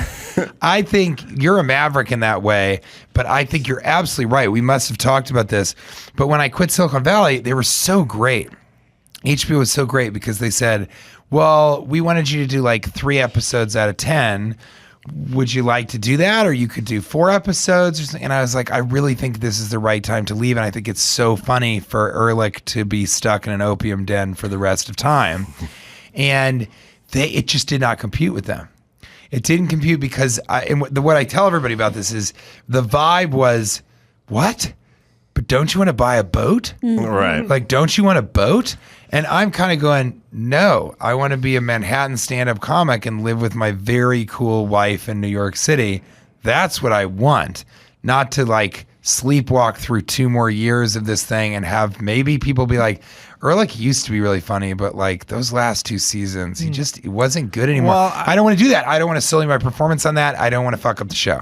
Those are the 2 things. But I left, and of course everyone is like, well, yeah, did he really leave or they let him go? I heard he's really crazy. He A insulted Miller-ectomy, like a Carolla-ectomy. Yeah, that's what they said. But we've both had that experience, and you're the type of guy who will leave something because I don't think there's any part of you that's like, I don't know what I'd be without this thing. Well, okay, a couple things. First off, except for cars. I did 100 episodes of The Man Show. It's a lot of episodes. It's a lot of episodes. So Jimmy and I just looked at each other and went, 100. We did 100. We said what we wanted to say. And so, number one. Number two, whenever they're talking about bad jobs, like when you have those people, like when you're talking about some family member that had that fucking shitty job where he just worked at the Baldwin Locomotive Factory in South Philly for 53 years. Yeah, Baldwin Locomotive was like the big industry in Philly when my dad, got out of high school, and like all the losers would just go to work for Baldwin Locomotive, and then you'd be there for 49 years, and you'd get your watch, and you'd go home and die. And so, like, everyone went like, oh, part of a shit job is the pay and the perks, but the other part is just going to the same place for 50 years. And when you look at people who are living your Elon Musk type of life, like, oh, 1 minute he's building a Tesla, then he's building a rocket, then he's buying Twitter, it's like this crazy variety. So you have to realize that pay is pretty good and perks are pretty good, but showing up to the same place your whole life is not. That doesn't. My grandmother worked for the VA in Westwood for 40 years. She hated it. She didn't get the pay, and she didn't get the perks, and she had to go to the same place like every day. And so, in terms of a job, the variety within the job, doing stand-up, doing a feature, doing a film, doing radio. a podcast, Radio doing is always different, writing every a book, single- like right. whatever that thing is, it's the variety part. You tell that to Vanna White. Right. And I think you would look at her as sort of now, it'd be a little condescending. You'd go like, well, what else was she going to do? Was she going to write a movie about Christmas with Michael Bay? I don't think so. But you look at her as kind of sad in a weird way. Like she had to just go to the same place and we could watch her age. Like there were like flip cards of a tree dying. Jesus. And I love her dearly. She's a dear friend. No, I just mean the teeth get whiter. We just watch you fall, essentially decomposed since 1987. All right, that sounds like, or you can go to Pat Sajak and you can go, it's gainful employment at a high margin for tax-wise, but you're not bored of standing in the same place and doing the same thing and watching Vanna age? And my father-in-law, he watches Wheel of Fortune and Jeopardy every single night. It's like that's what he does while he's drinking and making food. And that's his deal, man. Salmon and fucking Riesling nonstop. And so he loves it. And so to a certain extent, I'm like Sajak and White, which is, that's the name of their band also. Yeah. They're doing something that is so important to so many people. So maybe you get a sense of that a little bit. Well, let me compliment you and make up for Brian. Please. Is it Brian? I don't think that Vanna White wanted to go out and test the open waters. I don't think she wanted to say, you know what, I've done this for 7 years.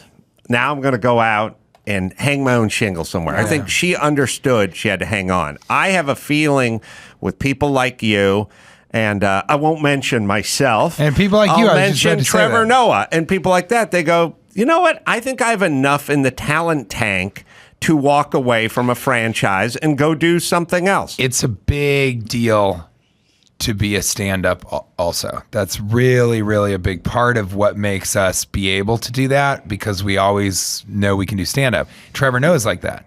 And so I think that's why I was so excited about stand-up and doing acting, because every single audition that I would go into, I had nothing to lose. There's no part of me that's like, I got to get this part. Otherwise, I'm not going to be able to make rent. It just wasn't a part of my reality. And I think that really helped. And I actually think this is kind of why this movie is probably going to be the deal, is that, now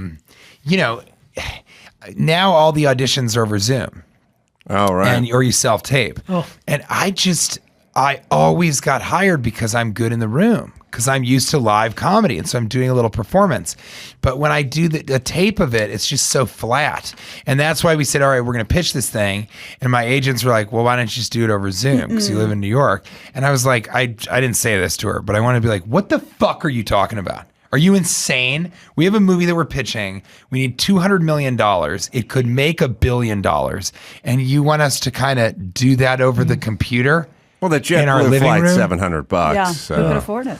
Yeah, no, I was like, this is agree. that big. You got to go and be in the room. I first recognized you when you auditioned for Yogi and Boo Boo with an actual bear. Brian knows what we're talking about. I was like, this guy is committed. back, He is pot committed. All right, let me hit concrete here. Your body makes half the creatine it needs. The other half comes from your diet, but most American diets are low in creatine-rich foods, and that's where concrete comes in. Patented creatine, HCl, favorite creatine of elite, well-informed athletes. It's the number one bioavailable creatine. It's the only microdosing creatine. Just one small scoop per 100 pounds. Shake it up. It comes with a little scooper. It's got a nice lemony flavor, and you feel the energy immediately. That's true. I've had that experience. It is 100% true with concrete. Dr. Drew swears by this as well. Creatine is required for functional energy, and every cell in your brain uses about 20% of the creatine in your body. So if you want to be sharp and fast, you get yourself some concrete, right, Dawson? Take control of your health, both body and mind. Take control of your health, both body and mind. Build a better you with concrete. Register now at con-crete.com/podcast. That's con-crete.com/podcast for a chance to win a $500 Walmart Visa gift card, available now online and in-store Walmart. Concrete is truly life-changing and performance-enhancing. All right, TJ's I'm so excited for Everything Reminds Me of Something. And I think that's one of the greatest titles for a book I've ever heard, and it is so perfectly you. Oh, thanks. We'll give you the. Isn't it? We'll That's give you exactly Adam Carolla is Everything Reminds Me of Something. Crystallized. Well, we got a book in the other room, so we'll give it to you. Yeah, that would be if you great. like. I'd Can you appreciate sign it. one for Kate? Yes. I love That's a big deal. No, I'm serious. She's got a couple of books from people that she really respects and loves. She thinks you're hilarious. Oh, well, I'd be more than happy to. And so she has, you'll join the likes of the Winklevoss twins. Oh, boy. Flavor Flav. Oh, my. And that's it. She doesn't really respect that many people. Rarefied air. She's not that big of a fan of most people that I work with. A lot of. What I love about the Winklevoss twins is, I don't know, they sued, and I don't know, what they get $100 million or something. Yeah, $40 million. Or whatever it is, whatever that was for their 10 minutes worth of work, they feel like they got jobbed royally, which I just love the way humans can do that. I have to tell you, we're friends with them, and they did get fucked. Oh, yeah. But now look at them. They're Bitcoin billionaires. Yeah. And they have the Gemini. They landed on the moon. They landed on their feet on the moon. I also found out from Kate, do you have this experience at all? I found out from Kate that she didn't like my HBO special. And I didn't know that for the longest time. She just didn't mention it. But she thinks it kind of sucks. Isn't that crazy? That's true. I've had that experience. Hey, you cut it out in the booth, God damn it. Maybe she was just talking with Brian. I don't know. That was Ryan over there doing that. What? All right, hold on. We got not even in the booth. We got a tube Ryo. We got a break. We got to do some news, and we'll do that right after this. News with Grad, news with Gina Grad, breaking viral, weird crime, protest, politics. Give me news with Gina Grad, stuff they saw on TMZ. Joe Biden, Kamala, meet news with Gina Grad. The news with Gina Grad. Well, Herschel Walker's son has some things to say about Dad. A woman says ex-NFL star and pro-life Senate candidate Herschel Walker paid for her abortion back in 2009, which Walker calls a flat-out lie. But Walker's son has now gotten involved. So the unidentified woman in the Daily Beast story claims she has a receipt, an actual receipt from the abortion clinic. Is he denying that's the son? No, this is the son weighing in on that, which has nothing to do with each other. Oh, okay. He's not her son. He's Herschel's son. Okay, because I could tell by his traps. Oh, I see. I see Herschel's one of those dudes who's got traps. Oh. I don't know what happened to traps. They used to be a big thing. But he was like a brick shit house with those crazy traps. Understood. So this is his son. This is Herschel's son. He said, or the woman said, I have the receipt from the clinic, a signed check from Walker, and a get well card from him after the procedure. That's a trifecta. That's why I never send the card. Don't send the card. Because 2 out of 3, well, it is bad. I Venmo the money, number one. Yeah. I go with the paperless receipt. But you don't put a little baby and a line through it in the Venmo. You just put like a, No. Just a car. I've been to a lot of Hallmark stores. I've never seen that one, but this is why I don't leave a trail. That's smart. With greeting cards. So now Herschel's son Christian has some thoughts about his father. He tweeted, first, I know my mom and I would really appreciate it if my father, Herschel Walker, stopped lying and making a mockery of us. You're not a family man when you left us to bang a bunch of women, threatened to kill us, and had us move over 6 times in 6 months running from your violence. Then he put some of his thoughts into a video. Here's a part of it. That he took I stayed silent as the atrocities committed against my mom were downplayed. I stayed silent when it came out that my father, Herschel Walker, had all these random kids across the country, none of whom he raised. And you know my favorite issue to talk about is father absence. Surprise, because it affected me. Ooh. That's why I talk about it all the time, because it affected me. Family values, people. He has 4 kids, 4 different women, wasn't in the house raising one of them. He was out having sex with other women. Do you care about family values? I was silent, lie after lie after lie. The abortion card drops yesterday. It's literally his handwriting in the card. They say they have receipts, whatever. He gets on Twitter. He lies about it. Okay, I'm done. Done. Everything has been a lie. Jesus Christ. He does a lot of the touching different fingers to make points and to tell you how many things. I tend to believe him. He was just animated He was enough. touching those fingers. And he touched those It fingers. helps. Yeah. Yeah, you're like, with which that much palm to palm contact, the truth is out there. Yeah. He doesn't seem like a drama queen at all. Is he gay? That's what I was just sort of. How could one tell? Well, one has He inklings. might be non-binary and he just has sex with I men. thought he had a gay son. He had a flourish about him, I think. He what? I think he had a flourish about him. Yeah. I don't know if he's gay or not. I don't either. God, that guy's got a crazy genetic hand. I mean, it's this crazy physique and these piercing blue eyes. Yeah, he does. Wait, Herschel or the kid? The I was going kid. to say Herschel has blue eyes. Yeah, no, this kid's- Herschel has a genetic hand It's that's very, insane. but there his was a son is lot of gorgeous. this to it, and that doesn't help it sound any more true or real, okay? I'm over it. I'm done. I'm out. I don't have any flatware or anything in my kitchen. It's an empty, barren kitchen, okay? Mother Hubbard's not even allowed in here. It's all lies that IKEA tells you. That's it. I assume my kids will make some videos that are of the same ilk. I won't say verbatim, but I mean, because they can't find the greeting cards. That's right. yeah, You don't leave that trail. I didn't leave a trail. You're smart. That's right. But yeah, I mean, if this kid, I'm inclined to believe this child. I'm inclined to believe For it too. sure.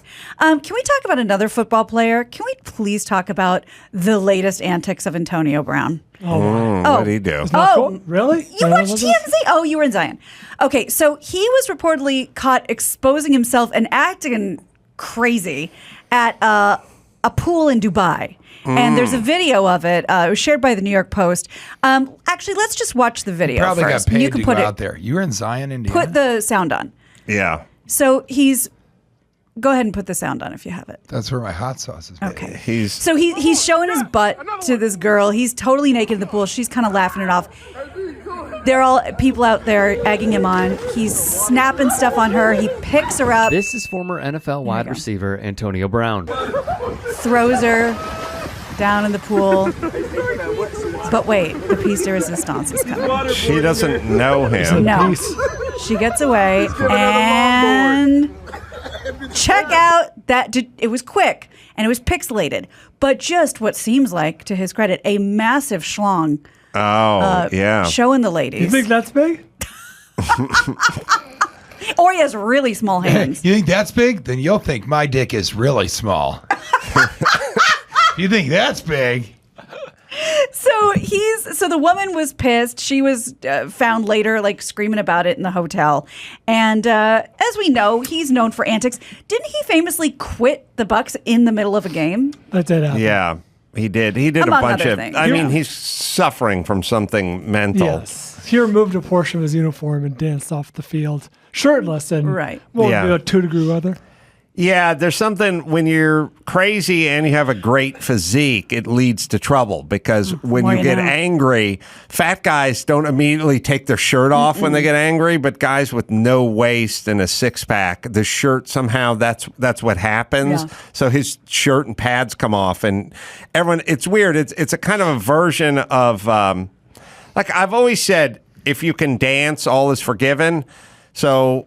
Like when it said, Michael Jackson, like, oh, he molested all those kids. Yeah, but that guy could move. Yeah. Or they go, Chris Brown, what he did to Rihanna was a crime again. Yeah, but that dude can move. Like they do that. And so the better you dance, the more they don't Also, care, if you go nuts and you look amazing with your shirt off, so it'd be like, that guy quit in the middle of a Tampa game. He had a complete... He looks good, though. I know. Did you see that? Real good. We do. See You the have length to, of that? you have to stop in the middle and talk Give about... credit where credit is how due. good his physique looked or how big his hog was. So his hog. It's not a bad strategy if you're him, but he's clearly nuts. The thing that's interesting about men and women is men get angry in the moment. So if the dude is in the pool and you're fucking with him with your huge black dick, guys are like, dude, back off. I'll fuck you up. Whatever. I'm a brown belt and whatever. Women are trained to kind of laugh during the time. It's a survival technique. And then they go back to the hotel room and they go into a blind rage. There's a reason for that. Yes. Because you're not going to out strength Antonio Brown. You have to go, oh, you, and then deal with it later. Yeah, but I would argue that there's a version in the middle where you go, hey, you cross the line. Like, get away from me. I'm going to go talk to somebody about it. There's a thing where a rage builds up because you then replay it, you relive it, you feel victimized, and then pow. She got angrier as she got further away from the pool. I think that not everybody feels like she doesn't necessarily feel like she could be like, hey, quit, don't do that. And then there's always the weird thing that like if she knows who she is, maybe the beginning of that is like fun. Yeah. It's like whoa. He's a celebrity, we're joking around, but then shit takes a turn. She knows who he is what you're saying. Right. Yeah. She knows him. So you don't have any idea, but you shouldn't really be showing your hog to women that you don't know. Yeah. Also, thank you so much.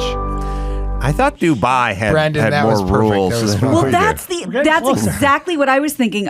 Didn't we do a story years ago where a couple was on vacation there and kissed on the beach and got arrested? So what's up with Antonio Brown? Christian Walker describes himself online as queer and conservative. Queer and conservative? Queer-servative. Queer conservative. The good news is that's true. I've had that experience. There are, if you're an athlete or karate, champion or washed up in whatever your field of endeavor is, or even a Lindsay Lohan place. There are plenty of countries that have money that would be more than happy for you to come over and hang out. I think that's what I was going to say. I think he definitely got paid to go there. I don't know if you're planning your future. We don't really have porn to fall back on or Playboy spread, but we might have Dubai. I think so. You could definitely show up at some point in your 60s and just kind of go, I've been exiled. Ryan Reynolds pretty much, him and Bay said no more working in Hollywood, but I can come here for a few bucks and hang out. But I'm huge at the Dubai Mall. Yeah. I can be a mall Santa Claus because of my Christmas movies. Yeah. That's right. Some Randy chic. All right, let's do one more. Oh, good. I'm so glad you said that because there is another scandal. We talked about the chest, the possible anal beads. By the way, I just want to throw this in. We talked about this chest scandal, and the rumor going around was that a guy had like Morse code anal beads, which was telling him what to do. Oh, yeah. I heard about that. Not by another person, by an algorithm on a computer. Because remember, we were saying, well, who's smarter than the best chess master in the said world? that he didn't play the chess grand champion, I think, when we were doing the news. But I think he did beat the guy. Yeah. The guy refuses to play What again. Gina's saying, the question was, why isn't the guy telling him what to do playing? The guy, the man behind the curtain, a Right. computer. I'm not just backtracking. Yes. But anyway, Well, let's talk about this news scandal. It has hit the world of fishing. Jacob Runyon, oh my God, and Chase Kaminsky were competing in the championship event at the Lake Erie Walleye Trail Tournament on Friday in Cleveland, and the tournament judge, Jason Fisher, estimated that the 5 fish in question should have weighed about 20 pounds, but they weighed 34 pounds, and something was a little sus. Fisher suspected foul play, cut them open, discovered they were filled with lead balls inside. There's no sanctity. No. Thank you. Here is the moment where that is discovered and the eruption that it causes. So they were cheating? Oh, yeah. Please spill them, got Brett. weights and fit. There we go.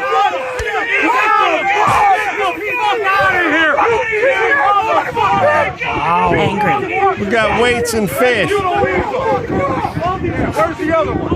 Oh, they're going to do all the fish. Yep, that's right. I heard about this story. Why did they hold them up so they all hit the ground? Oh, people are angry. Yeah. Good for them. Mm-hmm. Keep it honest. There is no sanctity. That's pretty crazy that they were just like, what's going to happen? A couple, all right. They few got thoughts. greedy too. One is they've done half as many. If you're gonna cheat in a marathon, like if the male record for a marathon is 2 hours, 2 hours and 5 minutes is probably 5-6 minutes, probably the marathon. And I'm gonna cheat. I'm gonna run across the park. I don't want to be there in 81 minutes. Right. You know, because people are going to go, you beat the Kenyans by that's 47 minutes? I want to time it so I just beat the first By a Kenyan, hair. not smash the record by 2 hours, an hour. 3 minutes. Right, Yeah. exactly. Because that's going now, okay.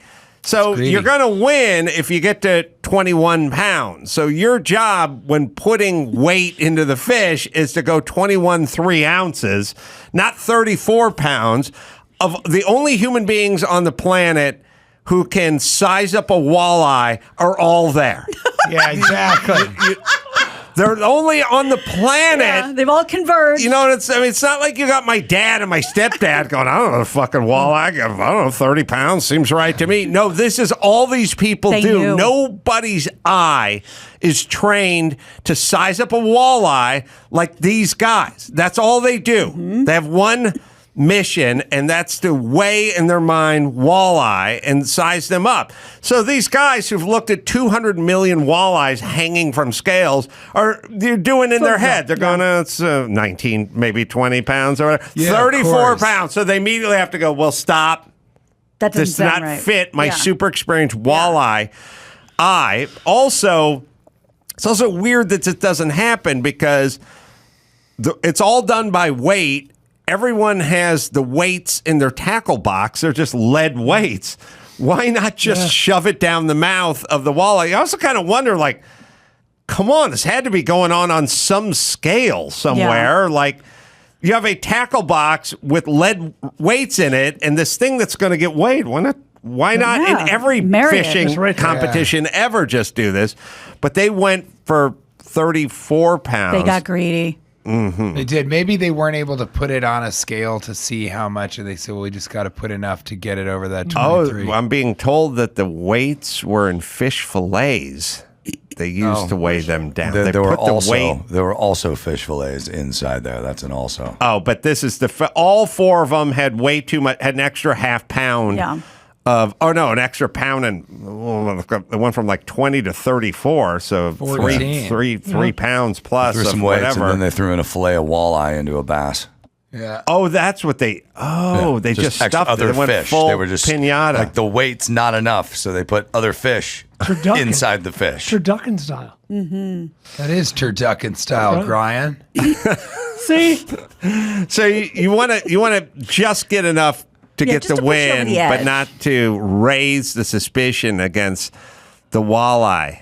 Thank you. I don't know fish Thank you weight. for telling us all how to cheat properly. I know sizes of things, and Yeah. if someone tells me 13 inches and I'm looking at 7 That's like- inches, I will tell you. Look, I recycle all my aluminum cans, but before I crush them, there's at least 10 cigarette butts in every single can. You call it the Michigan push. Everybody does it a little bit, but these people were out of hand. Dawson's, you've never been more correct in your life. Yeah, but don't stuff it with cigarettes because they have virtually no weight. All right. Well, that's what happened. I love that people are outraged. Yeah. Pissed. Yeah. Yeah. A lot of motherfuckers flying It's around. outrageous. Well, people. It is outrageous that they would put weights in a fish. And like you said, not anticipate that they've seriously weighted this fish. And the guy who originally posted this on Twitter, I'm quoting him. I don't know if this is true. Apparently, in these competitions, you catch it, you weigh them, and you throw them back. So he's extra pissed because he's saying, now, first of all, they filleted all of them. You can't do that. So that was just cruel. And they were going to throw them back with multiple lead balls inside them, giving them lead poisoning, anything else who eats them. So just fucked up on a lot of levels. True. Oh, you think they put the lead balls in them while they're still alive? Well, no, but that's what I'm saying. In general, this guy said they weigh them in general and throw them back in. Right. But he would have to go along with the ruse. Be like, well, there's the weight. Oh, okay. Toss it back in the pool. Yeah, look, the sanctity known as the fishing competition, I will have to talk to my young son about. Yeah, you're going to have to say Coach him up. The country we used to live in and the bass tournaments we used to have. Have the talk, yeah. That's right, the fish have talk. the fish weight talk. Are you guys familiar with noodling? There's a doc on it, Brian. Oh, Is it yeah, catfish? Where you reach into the mud and pull out the catfish with your hands? Yeah. Yeah, that's badass. Not, Gotta see not that. the dominion of the Jew. No. Is that something that you would ever do? No, I have. I'm wired very delicately and uniquely, which is there's plenty of shit I'll do that seems counterintuitive, but then there's plenty of shit I will not do. And noodling is I don't like hunting. I don't like fishing. I don't like the killing of an animal. I don't want to see, the world's biggest accidents and breaks in backyard wrestling or whatever. I don't want any of that video. I'm appalled at all of it. I get that. Yeah. I mean, here's someone catfish noodling. All right, here we go. Catfish are fucking disgusting to look at. Yes. Delicious to eat. They just go in and they catch them By the with mouth, their hands. yeah. And they catch them by, they grab they bite their arm. Right. Yes. Yeah. Right down the pike. Pull it out. Yeah. They just pull them out of the river. And then what do they do with them? Just fill them with Fill lead? them with weights. I don't know. Yeah, exactly. Fill them No, with weights. as I once explained to Bear Grylls after he ate a giant banana slug or something on Kimmel's show, no excuses for not going down in your lady in the bedroom anymore. That's right. You know Yeah, what I think you that's can't right. go too squeamish or I have the smell or I just don't like it. I saw what you ate. You've tried durian You pull fruit. a Yeah. 30-pound catfish out of a lake with your arm. You can spend a little time The bar's been downstairs. set. Yeah. Yeah. You don't have delicate sensibilities. It's not a religious exemption. I was talking to Greg Fitzsimmons. I was just on his show.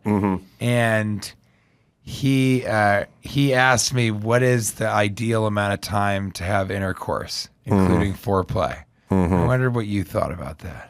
Gina and you too, I got to tell you, I think people get a little over their skis time-wise. I can tell you as a guy who used to box, I know what 3 minutes feels like, especially when you're being pummeled. You're being pummeled.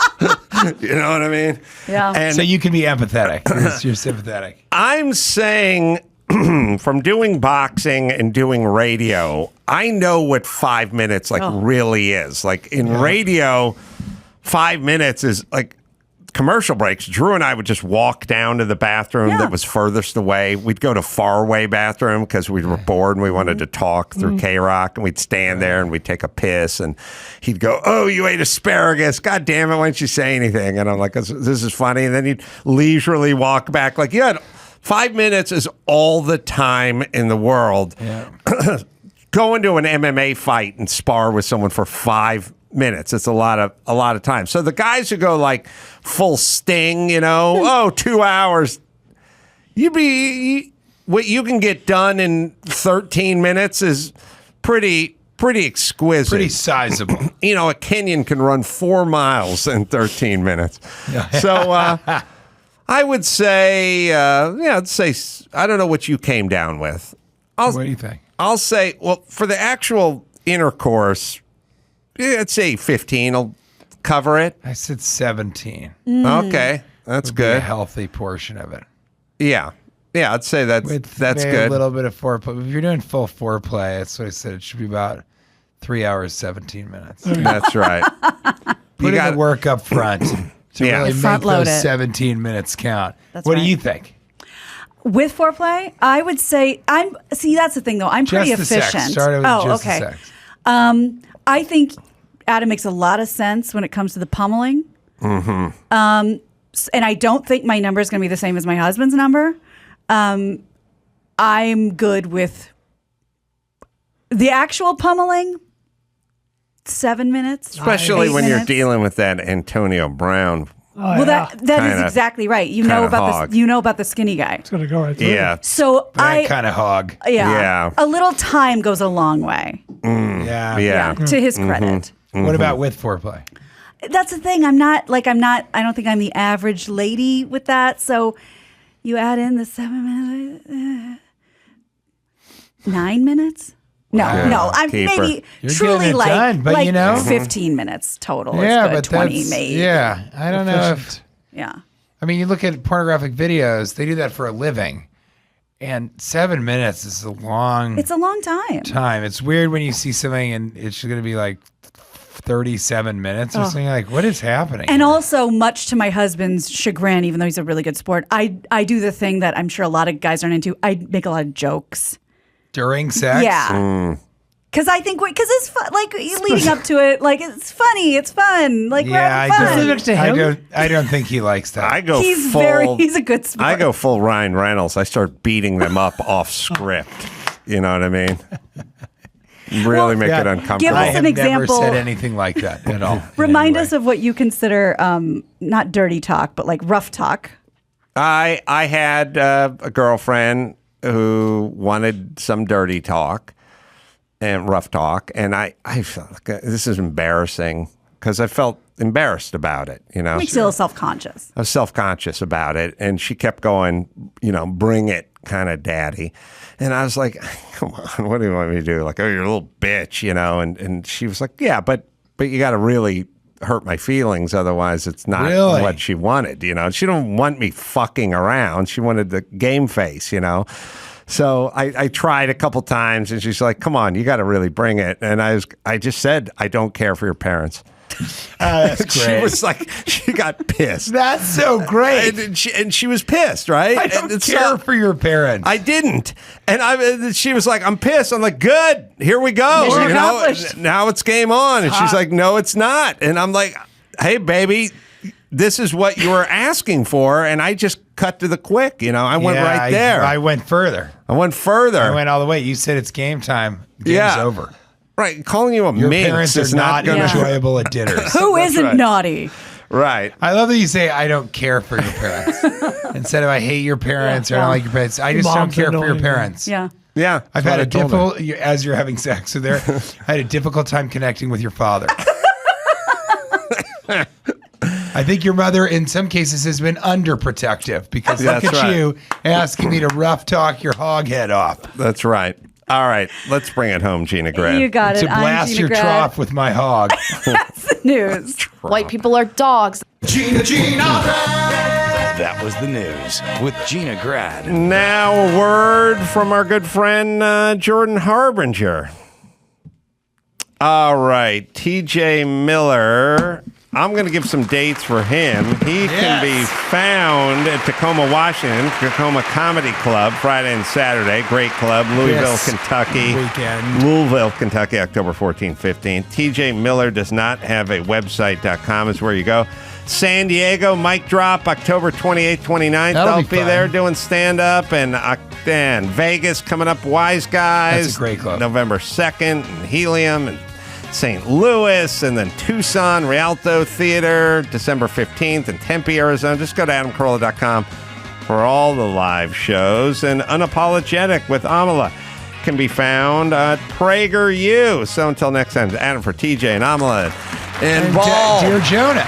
And check out my special. Jonah. Oh, sorry, yeah. On YouTube, Dear Jonah, streaming now. It's only 45 minutes. There's Very nothing funny. like it. Lightning in a bottle. You got to check it out. Share it if you like it. And Gina Grand, Bob Ryan saying, Mahala.